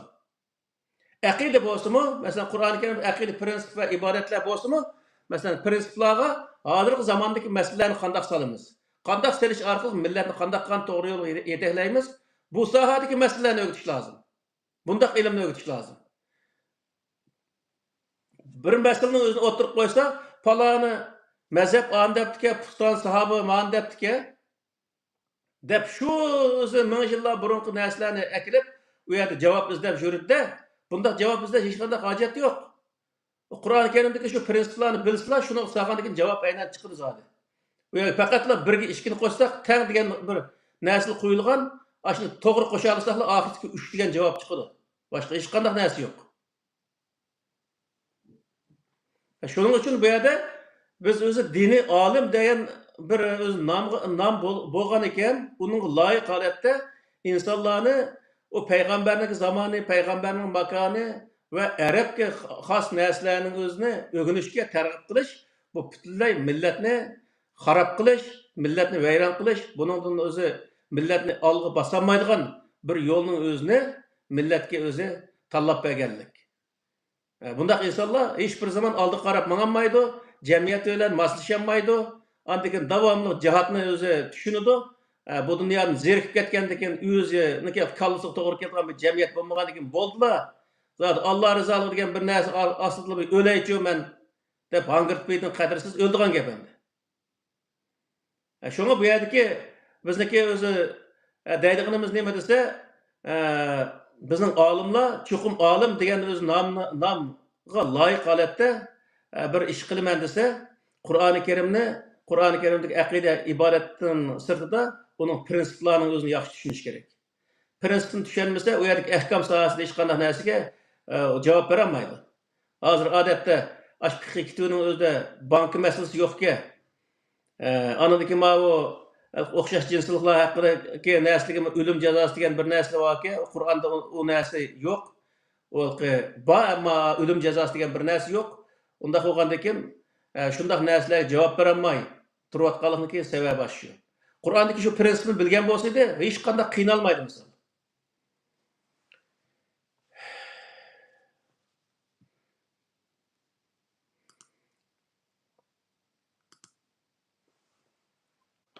Allah razı olsun Ahmet. Endi mana birdan başı bizi xalqimizda belkim başka milletlerden buluşu mümkün. Men şu Mekke'de yoki Medine'de ölüp ketsem, aşağıda yaşasam, men haqiqiy islom dini yaşagan bolaman. Başka yerde yaşamayman, başka yerler kafirlarning devleti yakşı. Yoki misal Mekke Medine'den başka bir yerde ölüp ketiş arzusu yok mesela. Hmm. Aşağıda ölüp ketse bir mukaddes ölümde ölüdigandagidek yakşı. Hmm. Manda bir nim bar. Bununla qanday qaraysiz? Bununla Kur'an-ı Kerim'deki karşı biz qandaq yerde ölüşünü nazar mesela biz 25 peygamberin cık tilga alamiz. 25 peygamberin içinde fakat lekin mesela İsmail aleyhisselam şu Mekke'de ölgen buluşu mümkün. Onu nerede ölgenlik aniq bilmemiz yok ama Mekke aşağıda yaşap ki aşağıda ölgen buluşu mümkün. Hatta ki Mekke'de peygamber aleyhisselam Mekke'de ölmegen. Medine'de ölüp ketken misalda. Onundan başka hiçbir peygamber Mekke Medine'de ölgenlik hakkında hiç qanday haber yok. Mesela İbrahim Aleyhisselam Kabe'ni sağgan bilen o Mekke'de ölgen emas. Demek bu yerdeki nersi ne bu diye vaqtda Allah Teala sizin Mekke'de yoki Medine'de yoki Beytül Mukaddes'te yoki Arap tuprog'ida ölümlü degan bir narsa yok. Vala tamutunna illa ve entum muslimun diye ayet var. Sizler Müslüman haletde ölümlü degan Kur'an'da. Biz dünyanın qandaq bir yerde buluşmamızı qatnazar Müslüman haletde ölsekler bo'ldi. O Mekke'de ölüp, Mekke'de Ebu Cehil mi ölgen, Ebu Leheb mi ölgen, nurgun, sanaksız kafirler ölgen. O yani. Hem ular Mekke'de ölgenlik için hem cennet kiremde. Onduk emas. O yerdeki nersi ne bu diye vakıda o Müslüman halette ölüş ölen, Müslüman bulmagan halette ölüş meselesi var bu yani. Onun dekin özü bu garip devletlerin ait Yaman'da bayır bir ahmakın özü benimce sözlepti. Bu naat bir cık hata bir nersini dep oylayayım ben hem de. Eski insanlar bayağı beriş, ya komaydı başka dindeki insanlar bayağı beriş, neki hatalık hakkında de. Hem bu Avrupalıların eski dep karaydı. O yerdeki insanlar başka dindeki insanlar dep karaydı da. Bu yerde bir taraftan hiçbir insanı kayıs din desem, nimiş sen Müslüman, nimiş Hristiyan bulmaysa dep onun özü hiç kim besim işletmeydi. Her insan halıgan dini kiriş erkinliki ege. Tam İslam yani Kur'an-ı Kerim oturup koygandek Kur'an-ı Kerim'de itiqad erkinlik yol koyulgan. Lekum dinukum veliyedin diye ayet ölen. Onun için qandaq dinni qabul qilish qilmaslik o adamın özünün şahsi işi. İkincisi o insan özü başka dindeki insanlar bayağı beriş yaxşı iş emas bu yerdeki narsa özü qandaq insan buluş meselesi var. Yani o insan degende mesela her xil insanlar bayağı barımız. Arak içivatkan, tamak içivatkan, her xil cemiyet kalaymağa işkivatkan. O yerde sen qandaq insan bola alaysın. Mesele bu. Yani sen bu yerde içip ketemse ya özen tutuyorlar yani Müslümanlığını saklayalamsa. Mesele bu yani. Onun için o naçar bir insanlar bayağı vaxtida naçar bo'lish, yaxshi insonlar boyaga kelajak, yaxshi bo'lish bu do'lan tavuzluq. Uni Alloh taolo munofiq deb hisoblaydi Qur'oni Karimda. Ammo qanday yerga berishimizni qat'i nazar, o'zimizning e'tiqodi, o'zimizning ibodati bilan, o'zimizning insonlik o'zi axloqimiz bilan yashashimiz bu o'zi Alloh taolo Qur'oni Karimda o'tirib qo'ygan bir prinsip. Bu prinsip asosan dunyoning qanday yeriga borsak, qaysi din, qaysi mazhabdagi insonlar bo'lishini qat'i nazar biz o'zimizniki diniy e'tiqodimiz, o'zimizniki axloqimizda yashagan vaqtida bu Alloh taolo qabul qilgan yaxshi bir o'zi axloqda yashagan bo'lamiz. U yerdagi o'z jamiyatda hech qanday bizga salbiy ta'sir bo'lmaydi. Bu yerga kelib, bu yerda butunlay hammasi xristian bo'lib ketgan Uyg'urim yo'q. Bu yerga kelgandan keyin chin ketyapti e'tiqodi nurg'unlarniki. Shuning uchun bu yerda nima degan vaqtda o Mekke Medine'de ölüş meselesi o Kur'an-ı Kerim asas qilgan mesele emas. Mekke'de ölemdi, Medine'de ölemdi, yoki Amerika'da ölemdi, Avrupa'da ölemdi, o hech qanday rol o'ynamaydi. Ama sizniki qandaq insan bulup ölüşün bu Allah Taala'nın aldida hesap tartılgan narsa bu. Sen yaxşı insan bulup öldüngmü? Yoki yomon insan bulup öldüngmü? Qaysi dinga e'tiqod qilib öldüng? Allah Taala hesapga aladigan narsa bu. Allah Taala qiyomat kuni sen qayerda yashading? Nima qilsa shu musulmon bu yerda yashamading demaydi. Sen o'zi iymoning, ya'ni sen musulmonmi, kofirmi? Musulmon bo'lsa uni ijro qildingmi, qilmadingmi? Masala bu yerda, ya'ni. Yani ne Müslüman memleketler var? Ahlakı karşısında kafirliğinden beter tuğan. O yerde özü insanlar İslam'da çıkıp atkan işler köp. Aynı özü bulatkan işler bazı vaxtıda. Dünyanın kandak yeri basak baraydı. Dinden çıketimiz istek 1 sekundluk iş. Dinin kirimiz istek 1 sekundluk iş. Allah'ın itiraf kıldık, dine girdik. Allah'ın inkar kıldık, dinden çıktık. Bu kadar yani. Yani şu nerede, kaçan, qayerda yaşaş emas, yani qandaq yaşaş. Yani şu prinsipga taqiladi, shundaymi?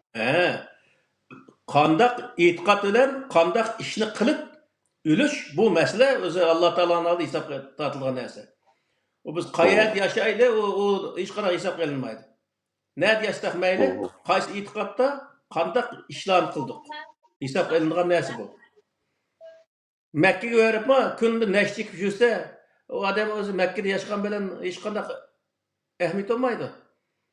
Mayli Amerikada olsun, mayli Yevropada olsun, o adam öz namazlarını joyida o'qib, Allah ko'rsatgan yo'lda to'g'ri mangsa, o adam o'zi Alloh taolo rozi bo'lgan ishni qilgan bo'ladi, rozi bo'ladigan ishni qilgan bo'ladi. Allohning qiyomat kuni Allohning oldida o'zi ajrini oladi degan gap. Shunga Qur'on nima deydi? Hadisdagi Makkada 2 rakat namoz o'qisa 100 ming rakat namozning savobi bo'ladi ekan. Medina'da 2 rakat namaz okusa özü 10 bin rakat namazın savabı oldu iken, Beytül Mukaddes'te 2 rakat namaz okusa 1000 rakat namazın savabı oldu iken diyen gapning özü hemmesi yalgan gap. O namazını Kabe'nin içinde okusun, ya olmaydı. Şu Washington'daki Aksaray'ın içinde okusun, ihlas bilen haqiqiy namazını okusa hemmesi okşaş savab verildi. Zemin Allah'ınki. Kabe'ni Allah yaratıp, o Washington ya ki Amerika kıtası ya Avrupa kıtasını başka bir narsa yaratgan bir iş yok.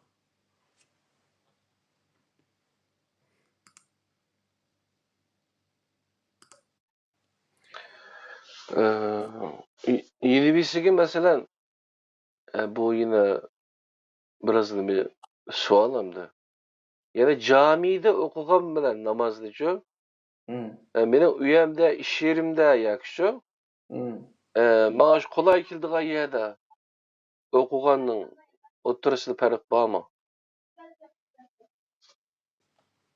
O Kur'an-ı Kerim'de məxsus camide namaz okuş haqqında ayet yok. 5 namazın camide okun ya ki 3 namaz camide okun diyen doğruluk hiç qanday ayet yok Kur'an'da. Onun için özü faqatla cuma günüsü azan çıqqanda hemen şu kilinglar aşağıda özü namaz o'qib bo'lgan qaytan to'g'riliq sura Jumada masalan bir oyat var. Nima deb oyatniki nimasi? Fas'u ila zikrillahi ve zarul bay zalikum khairul lakum in kuntum ta'lamun degan o'zi shunday bir oyat endi. Demak, juma kunisi bir juma har jumada kelib o'z jamoat bilan birga bo'lish bu nima? Qur'oni Karim o'tirib qo'ygan bir nima? Ashning asosan juma kuni juma namozini jamoat bilan o'qish bu farz. Qolgan namozni jamoat bilan o'qimasa gunoh bo'ladi yo savob bo'ladi degan savob bo'ladi degan to'g'ri hech qanday oyat yo'q Qur'oni Karimda. Uning uchun har inson o'zining ish yerlarida o'qisa o'xshash bo'laveradi. Chunki Qur'oni Karimda ko'plik turi bilan, ya'ni o'zi ruku qilishlar bilan, sajda qilishlar bilan birga qiling degan iboram bor. Ruku qil, sajda qil degan to'g'riliqmi oyatlar bor. Bu nimani bildiradi desa, yolg'iz o'qisangda, jamoatda o'qisangda hech qanday farq yo'q. Namozni zodi bu yerda jamoatda o'qish yoki yolg'iz o'qish emas, namozni o'qish lozim. Namoz o'qis bo'ldi. Jamoat qilish vaqtida o'qib qo'yib yoki olmaydi. Bundaq qilishning o'zi hech qanday rol o'ynamaydi. Shunga besh namozni jamiga, besh namozni insonlarni jamiga yig'ib olishning o'zimi bu o'zi hech qanday Qur'oni Karim yo'l qo'ygan bir ish emas. Chunki insonlar yashash kerak dunyoda, ishlash kerak, uning uchun o'zi. Ammo bu jami degan vaqtda jami bu to'g'riliq maqsad to'xtalamiz deb o'ylayman. Payg'ambar alayhissalomniki 23 yillik hayotida faqat bir tal jami selingan. Madinadagi jami.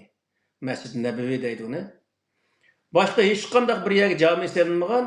Shu Masjid Nabaviydan bir qancha kilometr kelgan bir yerga bir jami selingan vaqtda, bir masjid selingan vaqtda Payg'ambar alayhissalom uni butunlay o'zi ko'kim talqon qilib, o'zi yo'q qilib o'tgan. Shu sahobalarni apirib yo'q qilib o'tgan. Bu nimani bildirdi desa, o vaqtdagi siyosiy markazni bildirdi bu jami. Agar endi jami u yerga paydo bo'lgan vaqtda siyosiy markaz ishga bo'lgan gap, hozirgi jamilar mashtaq. Misol bir jamining imomi bir xil so'zlaydi, yana bir jamining imomi yana bir xil so'zlaydi. Har jaminiki mazhablari ayrim, andagi insonlarning e'tiqodini ayrim shunday bo'lib o'tgan. Shunga jamoatlashadi insonlar. Bundaq a jamoatni, ma jamoatni deydi. Shuni u ikkisi bir yerga kelib olamaydigan gap. Bu aslida o Qur'onniki maqsadiga tamoman zid narsa. Her adam Qur'onga eslish lozim. Qur'oni Karim degan buyruqni qayerda ijro qilsa bo'laverdi. Ammo shu namoz haqida faqat juma kunsi jumani jamida o'qish haqidagi Qur'oni Karimda bir tal oyat bor. Boshqa hech qanday sohada, hech qanday o'zi besh namozni jamida o'qimasa bo'lmaydi degan to'g'riliq oyat yo'q. Hamda o jami to'g'riliq rivoyatlar bor. Uyda o'qigan 2 rakat namozdan jamida o'qisa 27 tasisi savob bo'ladi deb jamiga akilish uchun insonlarni qilgan bir tashviqot. Bu tashviqotniki tahti Umayya sulolasiniki zamonasiga tutishidir. O zamonda insonlar masalan ishlab kelgandan keyin o Makka Madinada shu vaqtda o'zi atigan chiqib ishni qilsa soat 10gachilik ishni qilgandan keyin andagi issiq qattiq bo'lib ketadigan gap. Uy kirgan gap. Soat 3-4 kishilik uyda yotgan gap. Shu vaqtda o'zi qanday qildi desa, u yerda u nimaning o'zini diniy sohadagi yoki ummaydi shu xalifalniki to'g'ri yo xato ish qilayotganligini insonlarniki bir yerga kelib yig'ilib o'zi uni muzokara qilib olmasligi uchun maxsus jami kamis bo'lmaydigan qilib ayndaq bir tashviqotlarni olib bo'lgan bir nimalari bormi? Tarixda bor shu narsalarmisi. Shu masjidning imomlarining hammasi Umayya sulolasiniki shu maxsus belgilangan imomlari bo'lgan. Şuna nurgun sahabenin özü hatta şu Umayya sulalısında belirlenen imamlar xitob qilgan yerler var. Bu aşı tarixte bu hemimiz aniq turdi. Bu nimani bildirdi desa, bizde o'tgan bir qatim deb o'tdim men buni. Bizda dehqonlar 10-oygachilik naskerakni yig'ib, bug'doy qonaqni yig'ib bo'lgandan keyin uni yana shu vatan millat haqida bir fikrlashib qolmasin, kallasi kichkina azotib qolmasin deb o'tirib Xitoy aşağı tutuğan qo'xshash, alning o'zini jamiga yig'ib olib, uning beminch savobning o'zini va'da qilib yig'ib olishlik. Bo'lmasa Payg'ambar alayhisalom zamonasida islomni qabul qilgan insonlar hali yiroq yerlardami islomni qabul qilganlar bo'lgan. Masalan, Abu Zar al-Ghifari degan odam Ghifar qabilasining bular yayloqda yurgan shu hali Madina hali yiroq yerda. Ashniki qabilasining bir qancha odam islomni qabul qilgan. Mesela 20-30 dak adam İslam qabul qilganki, shu 20-30 odamga Payg'ambar alayhisalom ashu usul turayotgan yerga bir tal jami selib, ya bir o'yin jami qilib bo'lamdi, ashada birga ibodat qilamiz deb o'zi buyurgan. Hammasi o'zining uyida namozini o'qib qilgan. Nima uchun degan vaqtda diniy sohada bir yerda fikrlashgandan keyin bu Qur'onni asos qilmagan vaqtning o'zida hammasi Qur'on yo'q vaqtida, Qur'onni asos qilmagan vaqtda har xil fikr tug'ilgan gap. Yani insanlar o yerde hata fikirlerine kirip kaldıran gibi. Bir taraftan. İkinci bir taraftan da insanlar armeliş gerek. O Mekke, Yaman Bek'e, Mekke, Medine'de yani katı ısık olduğu yer 12. ayda 30 gradusunu aşırıken misal. Onda olgandaki o ısıkta insanların yığılışın bir doğru kemmeyen. Şunu bu hazırki dinini biz Kur'an'da nazar deyip ma'nın özüne oturup koyuşumuz sebep ne mi diye vakıda hazır dindeki bütün faaliyetlerinin hemmisini Kur'an-ı Kerim'deki dinga, yani Kur'an tasvirlagan İslam'a seliştiği vaqtda o nurgun yerlerin özü Qur'oni Karim to'g'ri kelmaydi. Hatto bu jami selishning o'zi to'g'ri kelmaydi. Şoň bu halky jamide okugan namaz bilen yig'inchoqlagan vaqtida uyda okugan yoki bo'lmaydi ish yerida okugan namazning hech qanday farqi yo'q. Uni halky alayib savob bo'ldi deyishning hech qanday hojati yo'q. Ya'ni Qur'oni Karimda undaq narsa va'da qilingan emas. Yeni birisiga masalan mektep salaman yoki tecrübexana deydi mesela yoki bo'lmasa mektep ballarni ilm fanga qiziqtiradigan yoki bo'lmasa Uyg'ur medeniyet uyi deyli yoki bo'lmasa ish qilib o'zimizningki milliy kimligimizni saqlab qolishga aloqador madana yerligi mana maktabligi hozir kelgusi Turkiyada meni balkim 30-40 yıl, 50-60 yıl bo'lganda Uyg'urlar bir şeylik yaşayan için. Şunu yankı bir Uygur'un bir mektebi, bir üniversitesi bo'lmabdi için. Nurg'un bayılım ütep tabi yer için. Ama camilerimiz selişimi asan bo'lmabdi. Lekin cami salim, Kur'an kursunu beklemeyin dese, bunda yerligi pul akıdem için. Hak savap tapıma depmi için. Addiyesi bu Türklerin üzüldü mü benim? Bu üyemden karşı ötkendim mi dedim. Ma sol tarafım karşı bir cami, odulu karşı bir cami. Özlerim billah. Ama oturdu bir mektep var. Bu mektepke etiyerlik silip, kütükillik silip de mektep yetişmey. Başında ne kılamak değil mi düşün? Birbirininki mezhepim okşumaydı mesela. Düşün. Bu cemiyetinki Nurçularınki ayrım, Mahmutçularının ayrım, yeni birisininki ayrım hem de şu Süleymançılarının ayrım diyen tek şu. Moşuna neler bu fikirlik. Bu doğruluk mu Kur'an-ı Kerim'de nimi yok kam demin. Cami sahası katı savap olup işte onun dinkin adam paklanıp pulları bek savap deyip işte de bu doğruluk malumatlı yok mu? Ya Qur'oni Kerimde burul deb ötdük uni biz. Qur'oni Kerim ibodatni asos qilmagan, ilmni asos qilgan kitap. Yani bunun asosan ilim merkezleri, yani bilim yurtları selish bu nayet yaxshi ish. Misal, meclis sağandın medeniyet merkezi selish bu nayet yaxshi ish. Nima uchun degan vaqtida medeniyet merkezi sağan vaqtida u medeniyet merkezinin içinde namaz o'qiydiganlarni o'qiy oladi. Namaz o'qiy oladi bir bulungu verib o'qiyvasi bo'laverdi. O'qimaydiganlarni kira oladi. Namaz o'qiydigan, o'qimaydigan har xil mazhabdagi insonlar shu yerga kelib fikrlashib, bir-birini tushunishib, onundaki öz to'g'risini topa oladi. Endi bir medeniyet merkezining o'zini jamiga aylantirish deganning o'zi keng bir doiraning o'zini olib tar bir doiradagi narsaga aylantirish degan gap bu. U yerning o'ziga namoz o'qiydigan odam kiradi, boshqa odam kirmaydi. Andaki millatni bo'lib biz Uyg'ur millatini kelgan vaqtida Uyg'ur millati bir yerga ashunday narsa selish kelib qolsa, asla o'zi mechit qilmay medeniyet merkezi qilish kerak. Medeniyet merkezi qilgancha zaten o medeniyet merkeziniki bay degandek bir yerlerde bir namoz o'qiydigan odamni o'qiverdi. U yerda har xil o'zimizning milliy kimligiga doir faoliyatlar qilindi. Zaten şu nemining o'zimi, shu dinning o'zimi hamda bizniki shu millatni uyg'otishga bir asosli qurol bo'lib qoldi. Unda yerda ancha-muncha diniy sohadagi insonlar so'zlab özümüzün medeniyetiga ega chiqish va kaza sohasi so'zlasa yaxshi bo'ldi misol. Shuning uchun bu jami sahani o'rniga medeniyet merkezleri, ilim yurtlari selish kerak. Qandaq bir davlatda hozir tarixdan buyon shundaq. Masalan, Yevropada mana shu qancha deydi? 1800-yildan ay boshlab ish qilib chirkov selish to'xtagan ekan bu yerchi. Hozir chirkovlar qarasa hammasi eski chirkovlar, 100 yillik, 150 yillik bo'lgan eng yengisi. Anda çirkev oldu. Onundan keyin nimaga ahamiyat berganda hozir şu İstanbulda sil deganga o'xshash, oldinlar qarshi bir jami, oxirlar qarshi bir jami, o'ng qarshi bir jami, sol qarshi bir jami shundaq o'zi. Sil şu 1000 kvadrat metr yani shundaq hisoblaslar 3-4 tal jami chiqadi misol. Ayında jami yo'qib ketibdi. Maktabga kelgan chog'da jiq emas. Ham qandaq bir yerda ibodatxona aynib ketsa, u yer xarobilik aylanadigan gap. Tarix tashlaq ulug'liq.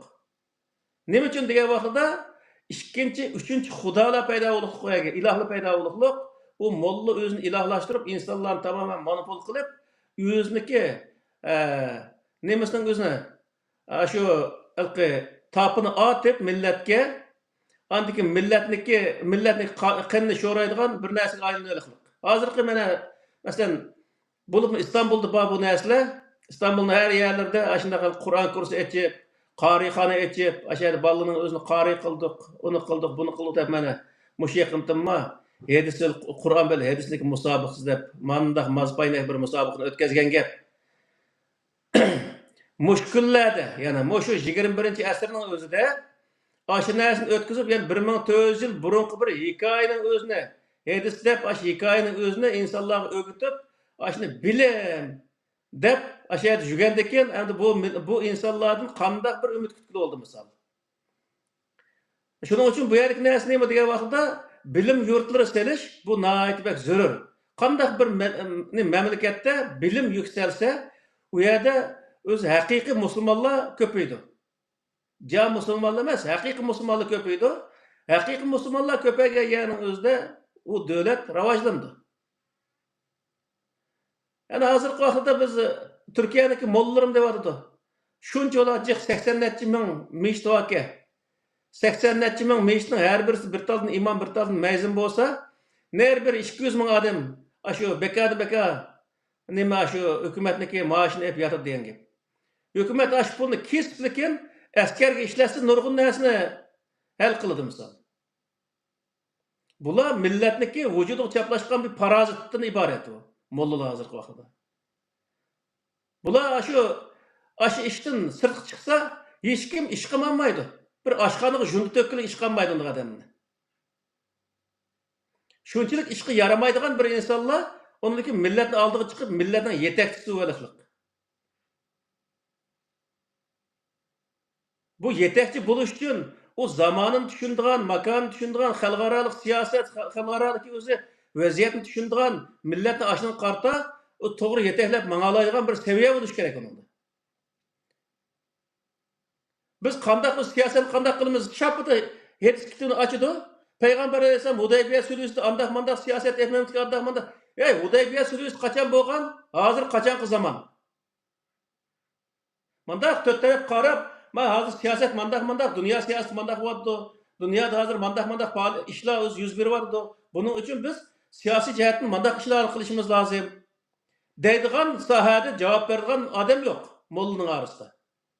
Ama onu sen bilmeysen dese, o hemen bildiğin tutsam sen neymiş ki beni bilmeysen debli ki o bilmeysen adamın özünü kafir, murtet, murci, işkıl, dünya demeyen gibi yok. Hemen deydi onu. Tehdit sal tehi, öldürme, çapam dedi tehi.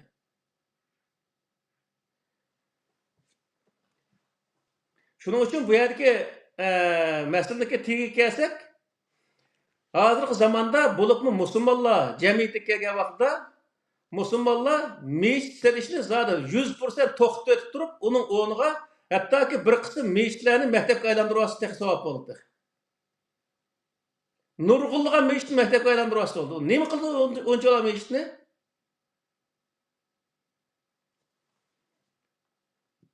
Maktabga aylantirib atgan vaqtda, balla keng tasha o'qigan vaqtda masalan har xil tajriba qildi deymiz. Ashundaq o'rinlarni bina qilgan vaqtda u balla her narsani tajriba qilish orqali davlatga ilm jihatda hassi qo'shadigan gap, andaki nurg'un narsani kashf qiladigan gap, shuning bilan o'zi davlatga yangi narsalarni ijod qilish orqali davlat taraqqiyotini yuksaltiradigan gap. O davlatniki yuksalishi faqat ilm bilan bo'ladigan narsa. Qur'oni Karimda Anqaza Zahraka degan bir oyat bor. So'rdi. Anqaza Zahraka deganning o'zi biz siniki ustunga shunday egri yüklengen şu yükünün özüne biz özü yeniklettik deydi. Nima arqılık yenikletti Allah Teala? Onu perişte arqılık Peygamber Aleyhisselam dümbüsteki tağanı elevetti mi?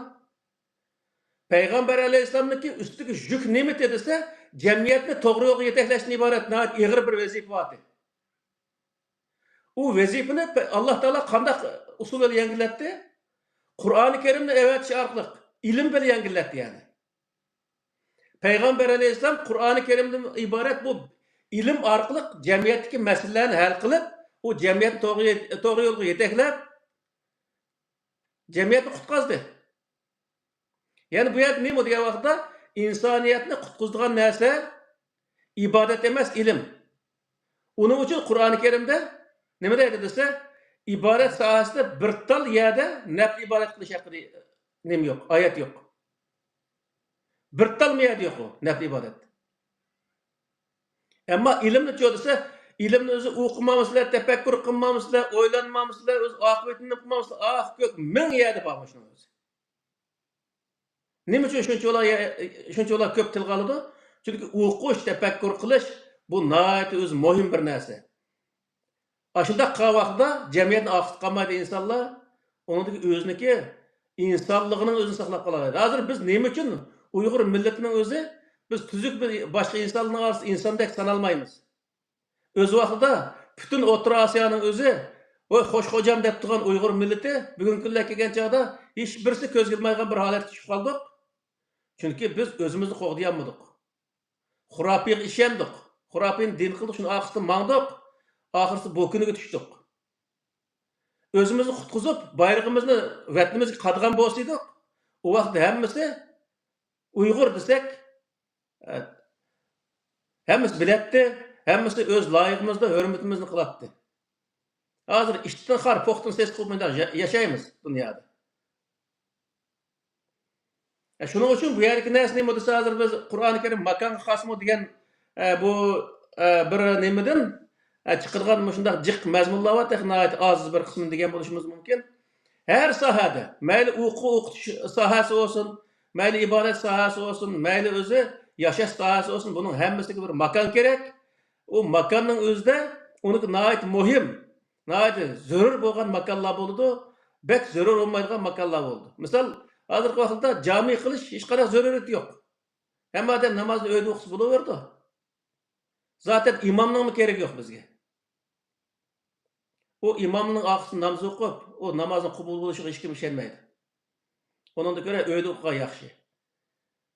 Ondan ko'ra shu o'zi jami sog'anning o'rniga maktab selib, bolalarning o'zini haqim to'naydigan, ya'ni o'zining ilmi bilan haqiqatni to'naydigan bunda holatni shakllantirish bu nihoyat muhim. Bu narsa hammasi nima bo'ldi? Ilm fani bo'ldi. Nurg'un odamlar, mana shu bizniki Londondan bor bu odamlar bir qism Şu nimaning o'zi şu bir qancha zamondan keyin dinni yo'qolib ketdi ekan. To'g'ri, xurofiy dinlar hammasi oxirida paypoq bo'lib qolib qoladi. Bu odam oyg'irini surtmaydi u xurofiy o'zi shu o'ydirilgan dinga. Ammo haqiqiy din davom qildi.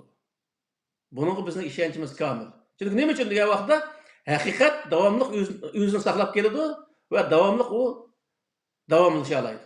Chunki uning eti haqiqat. O zamanın terakkiyatı, ya zaman özü naat bek özü qalaymakam bo'lib ketsin, xurofiylik ketsin, o haqiqat yo'qolib ketgan narsa emas. Haqiqat o'zining haqiqatligini saqlab turadigan narsa, kimki o haqiqatni shunda tunigan hamon, uni amal qilgan hamon, u o'zini yuksaltadi. Yani haqiqat insoniyatni inson qilish uchun, haqiqiy bir inson qilish uchun Alloh taolo tushirgan bir narsa, uni insonlar amal qilgan hamon haqiqiy insonlikka qayta oladi. O'zining izzat obro'yi, har narsaning o'zini shu haqiqat orqali topa oladi degan. U haqiqatni topadigan yer nima? Degan vaqtda o'qish bilan topa oladi. O'qish nima bo'ldi? Maktabda bo'lgan narsa. Uning uchun biz maktab desa, o Qur'on kursi, o rivoyat o'qiydigan undaq maktab emas. Hozir zamonaviy ilm fan o'qiydigan maktablar. Bo'lish lozim. Shuni bu maktab selish, bunda xalqi tecrübe kalırsanız, o meclis sağlandı, neticesi evzel bir iş. O meclis selişin zaten ehemmiyeti yok. O etrafımızda min yer meclis olsa, yani tepeki meclisine tepeki meclis seliş neyme acayip olmasa. Şunun için makam diye vaxtda, bu şundak uğurların hemmesini tasavvur kılan vaxtda, onunki muhimliğini nazar tutalışımız lazım. Onun özü, mesela, muhim narsa nima degan vaqtda hozirgi vaqtda eng muhim narsa ilm o'qiydigan maktabda bo'ladi. Maktab o'zi hech bir zaman Mecitde undaq ilim o'qilmaydi. Mecitde o'qisak nima bo'ladi? Namozning o'zini uyda o'qisak nima bo'ladi? Hech qanday farq yo'q. Shuning uchun bu yerda Payg'ambar alayhisalom ashtaq dedi. Payg'ambar alayhisalom uy mecitde o'qigandan mecit chiqmay nima ish qiladi endi? Şoňa halky biz bundaq ýer kelgen wagtda Qur'anniki asasy ilim. İlim okuş. Yani Kur'an birinci düşken ayet mi? İkra bismi rabbikellezi halak degan ayet düşken. İbadet degan namaz deganning o'zi Peygamber Aleyhisselam 6 yıl kiyinmi? Yani Mekke'de şu 6 yıl 5-6 yıl ötken vaqtda Aqimis salat tarafayn nahar ve zulafa minel leyl degan ayet düşkenlik Peygamber Aleyhisselam etigenlik akşam 2 vaqt namaz okuş ekan.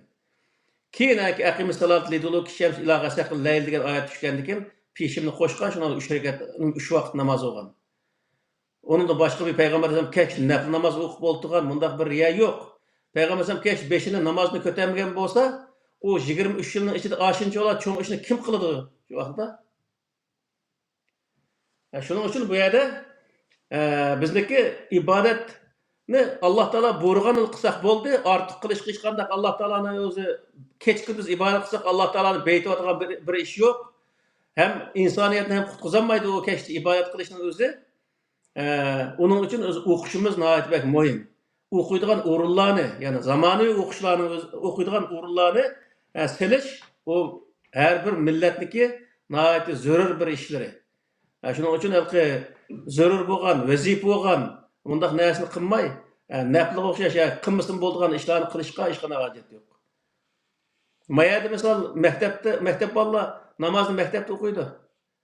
Atayın meclislik verip okumaydı ki. Boldu eken o şeyde okusun beni. Hoş. Allah razı olsun. Yani bazı aralarda bazı sözlerde herkes başkalarının yoki mollalarning chiqib olish niyatimiz yo'q hamda millatninki Qur'ondagi eng muhim bo'lgan ilmga yurish qilish, ilm bilan yurish qilish bu jihatda bakroq nim bo'lsin degan niyatida deyapmiz. Allah razı olsun. Ahmetcan kardeşim başka bir suallar var mı ya?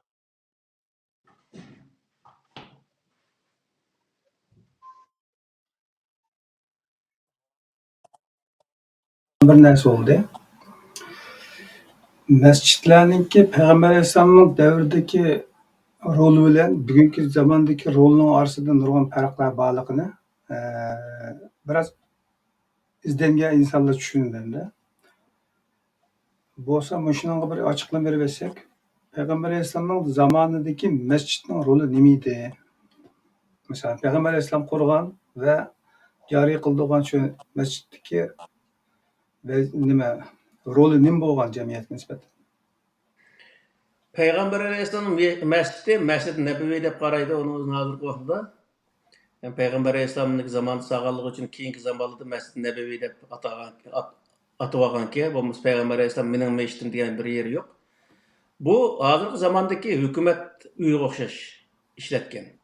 Bütün siyaset aşağıdan mangan, bütün öz cemiyet tüzümlerini tüzüş aşağıdan mangan, bütün kanunu icra qilish aşağıdan mangan. Hazırki parlamentga o'xshash mesela bir devletniki.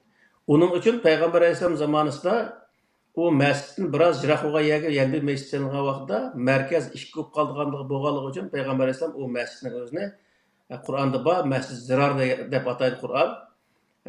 İnsanlar yana ve insanların birlik, beraberlikке zarar berdigan bir mescid bo'lganligi uchun onun o'zini yo'q qilib o'tgan. Yana o'zi biz bütün peygamberlarni Qur'onda zikr qilingan 25 peygamberning hammasini biz tarixni o'qigan vaqtimizda hech birisi ikki tal yerga mescid solgan bir payg'ambar yo'q. Ikki tal yerga mescid solgan payg'ambar yo'q. Buni bilib qo'ysak bo'ldi. Musa alayhissalom Misrda bir tal mescid solgan. Nimeti o mescid ise o Bani İsrail avlodlarining o'zini boshqarish uchun ularniki ishini qanday hal qilish, ularni qanday bir o'rniki zulmni qutqizish uchun muzokara maslahat qiladigan bir o'rin. Mescid deganning o'zi itoat markazi degan gap. Mescid sajda deganda itoat qilish degan gap. Mescid ism makon o'zi itoat qilish markazi degan gap. Ya'ni hozirgi parlamentniki o'rni degan gapda, masalan, Davud alayhissalom, Sulaymon alayhissalomdan misolga olsak, u davlat qurgan odamlar. Hali cho'ng davlat qurgan. Hozirgi Iroqdek ya'ni bir davlat, ya'ni Iroqdek holatdagi bir davlatni qurgan. Shu Iroqdek yerga faqatla shu bir tal Sulaymon ma'badi deydi, Sulaymon ibodatxonasi degan gap ashini sog'an. Nimishqa degan vaqtda butun davlatning o'zini shu yerdan boshqargan. Yani şu zamandan 5 burcaylık binası kinde. Shu zamonniki, shu hozirgi Amerikadagi Aqoy deymiz-ku. Ashundaq bir o'rin bo'lganda, Aksaray'daki. Aqsaroyga o'xshash. Endi hozircha desa, Aqsaroyni har bir davlatda minglagan, 10 minglagan, hatto 100 minglagan yer sevagandan keyin, davlatning ichida butun millatning o'zi paramparcha bo'lib ketdik. Masalan, o'tgan davrda 84 ming dona meshit bor ekan. Nima dedi? 124 ming deb ko'rdim men qaysi kuni xabarda. Turkiyadami? 124 ming masjid var dedi. Unda bo'lsa ham aynib ketdi. 124 ming dona meshit bor degan gapning o'zi u yerda millatni nihoyat yaxshilayotdi. Shu meshit yig'ilish deganlik emas. Qur'oni Karimniki shu tushuntirishga asosan meshitlik ko'p bo'lishi hech bir zaman insonlarni yaxshi qilmaydi. Bu yerda pishli fasodni teriydi. O har bir molla halqi birinchi shu meshitga imom bo'lgan vaqtda xolis niyat bilan imom bo'lganda qiladi. Keyin asta nafsi yo'g'naydi, shuni nafsiga berilib, hammasi o'ziniki oldiga cho'qtatib, uniki jamoatni aynitishni ko'yib kirdi. Jamoat aynigan sari u manfaat ko'paydigan gap. U jamoatni butun mollalar o'zining manfaat manbasi qilib oladi. Bizniki mollami shundaq. Masalan, qarixona ochgan, shu Qur'on kursi ochganning hammasi, maktab ochganning hammasi o'ziniki manfaatni asos qilib ochgan yerlar. O Allah Xudoga xolis niyat ochgan bir inson yo'q edi. Desmi bo'lib qoladi ekan. Ashuni desmi qilib turib, vatan millatning nomi bilan Sharq Turkistonlik bolani o'qitib degan nom bilan Sharq Turkiston xalqining, Sharq Turkistonning vatanining nomini ishlatib turib kirim qiladi ekan. Chiqim qo'ygan chog'da shu o'zining chemberlik ichidan ufurtadi ekan. Shuning bilan kontrol qildi ekan. Nimish bunday qilsa hatto aymen Peygamber Aleyhisselam o'zini yaqindan boshladi degan deb deydi ekan. Xayr, bu masala oydin bo'ldi. Bugungi temada bu nihoyatda bizlarga kallamiz singib ketganda, Abba Xo'ja Mazir deymiz, keyingi kunlar vatanda bo'lgandayna ulug' yerlarni deb e'tiqod qiladigan, ibodat qiladigan, shirk yotadigan nurg'un ishlarga sabab bo'ladigan narsada asli shu makonni ulug'lash xato iddiasidan kelib chiqqanligi hozir o'rgangan bo'ldik uni hozir. Allah'ın zeminining hamma yerda o'xshash ekanligini o'rgandik. Allah razı bo'lsin. Her bir millet için öz vatani onun için qadrlik. Onun için bu yerda bayat o kardeşimiz degandek bir inson Mekke Medinede ölse, o Yamanbek feyzi bir ölümde ölüp ketganlik, ulug' bir ölümde ölüp ketganlik olmaydi. Öz vatanining qadr qimmatini bilib, öz vatani uchun kurash qilib o'lgan inson bu qadrlik o'lgan bo'ldi. Uni avloddan avlodga yod etadi misol. Mekke Medine'de yaşayan dostlarının ki aylar biz bilan faxr so'zlab deb qo'ydigan gapidan birisida Allah yaxshi ko'rgan odam ishat qiladi, bo'lmasa ketadi degan bir gap bo'ldi. O Allah yaxshi ko'rgan, Allah qanday odamni yaxshi ko'rdi desa, inna akramakum indallahi atqakum degan. Xato ish qilmagan, to'g'ri ish qilgan insonni Alloh taolo o'zi yaxshi ko'rdi ekan. Uni hurmatga sazovor bo'ldi bunday insonlar. Unda qilgandan keyin demek Allah bu yerda nima deyapti? To'g'ri ish qiling deylik. To'g'ri ish davomli insonni yaxshi natijaga oladigan gap. Butun payg'ambar Makka Madinada tug'ilmagan, masalan 25 payg'ambarning boy degandek ikkisi Makka va Madinada vafot bo'lganlik, qolganning hammasi sirtda. Musa alayhissalomning qabrisini topib olmaydi, Qizilqumning atrofida bir yer o'lib ketdi deb hozir shu yerga binasini tiklab olgan bo'lsa kerak. Demakki bu yerdagi masala nima degan vaqtda qayerda o'lish masalasi emas, qanday ish qilib o'lish masalasi bu muhim. Abi yerdan sizlar deb o'tib ketdilar, barmoq qarab turib olmay, barmoq ko'rsatgan nuqta qarash. Buni taxminan ilmiylashtirgan vaqtida ko'rsatkichiga emas, ko'rsatilgichiga qara degan prensipni tushunmaganligi uchun insonlarimiz shu makonning ulug' qilgan Qur'onni tashlab qo'yib, makonga eslab olgan gapda. Shu yerda mana shu o'xshash xatolik. Albatta. Boshdan oyoq ko'rilayotgan xatoligimiz biz buni. To'g'ri. Mening so'zim tugadi. Qarindoshlarimiz boshqa gap bo'lsa deyishsam bo'ldi, men chekindim. Yeni bir ayet var ki yeryüzü silahı mescit kılındı degan aşını qanday tushunamiz? Albatta, u qayerda namoz o'qisang bo'laver degan gapda. Hamda u namozga tatbiq qilgan vaqtida. Uni maxsus bir jami selib, uning ichida o'qisang bo'ldi degan gap emas. Dunyoning qanday yerda bo'lsa namoz o'qisa bo'laver degan ma'no chiqdi.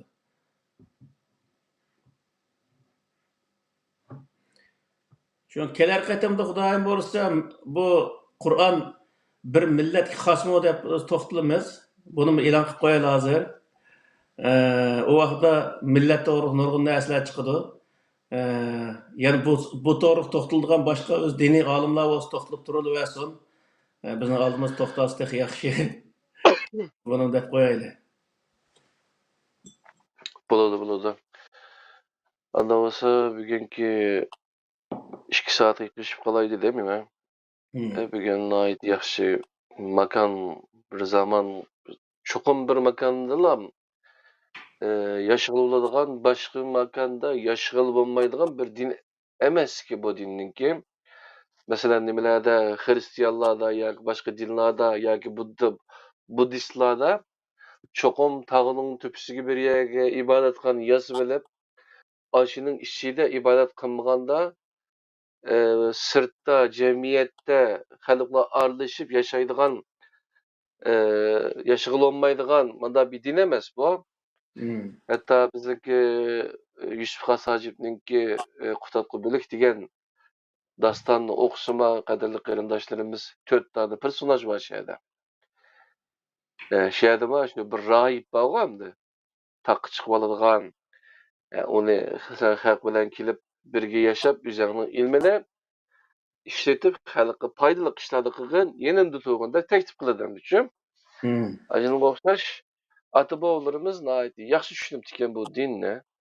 Hamda keyin kelgan chog'da bu Budizmning ta'siridimi yoki bo'lmasa sufizmning ta'siridimi zodi bir makon ta'sis qilib shahar yashamasak yashg'ul olmaydigan yoki bir bo'longa kirib olsak undan keyin huzur topadigan boshqa bir yerda yashamaydigan bunda holatga kelib qolibmiz.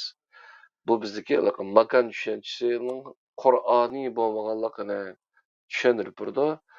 Bu to'g'riliq bo'lgan bizga yaxshi tushunchalarni Qur'ondan nazar tariqasida yaxshi tushuntirib berdilar. Alloh razı olsun sizdan. Fidoyi qarindishimizdan Alloh razı olsun.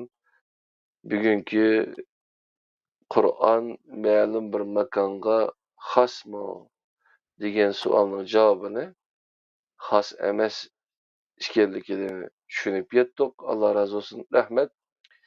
Keyingi sonda 67-sonda Qur'on ma'lum bir millatga xosmi degan temada ila ders muzokara qilamiz. Qadrli qarindoshlar, Allohning o'ziga omonat, rahmat. Savollar bo'lsa, yozib qo'ysanglar bo'ladi. Javob berishga tirishamiz.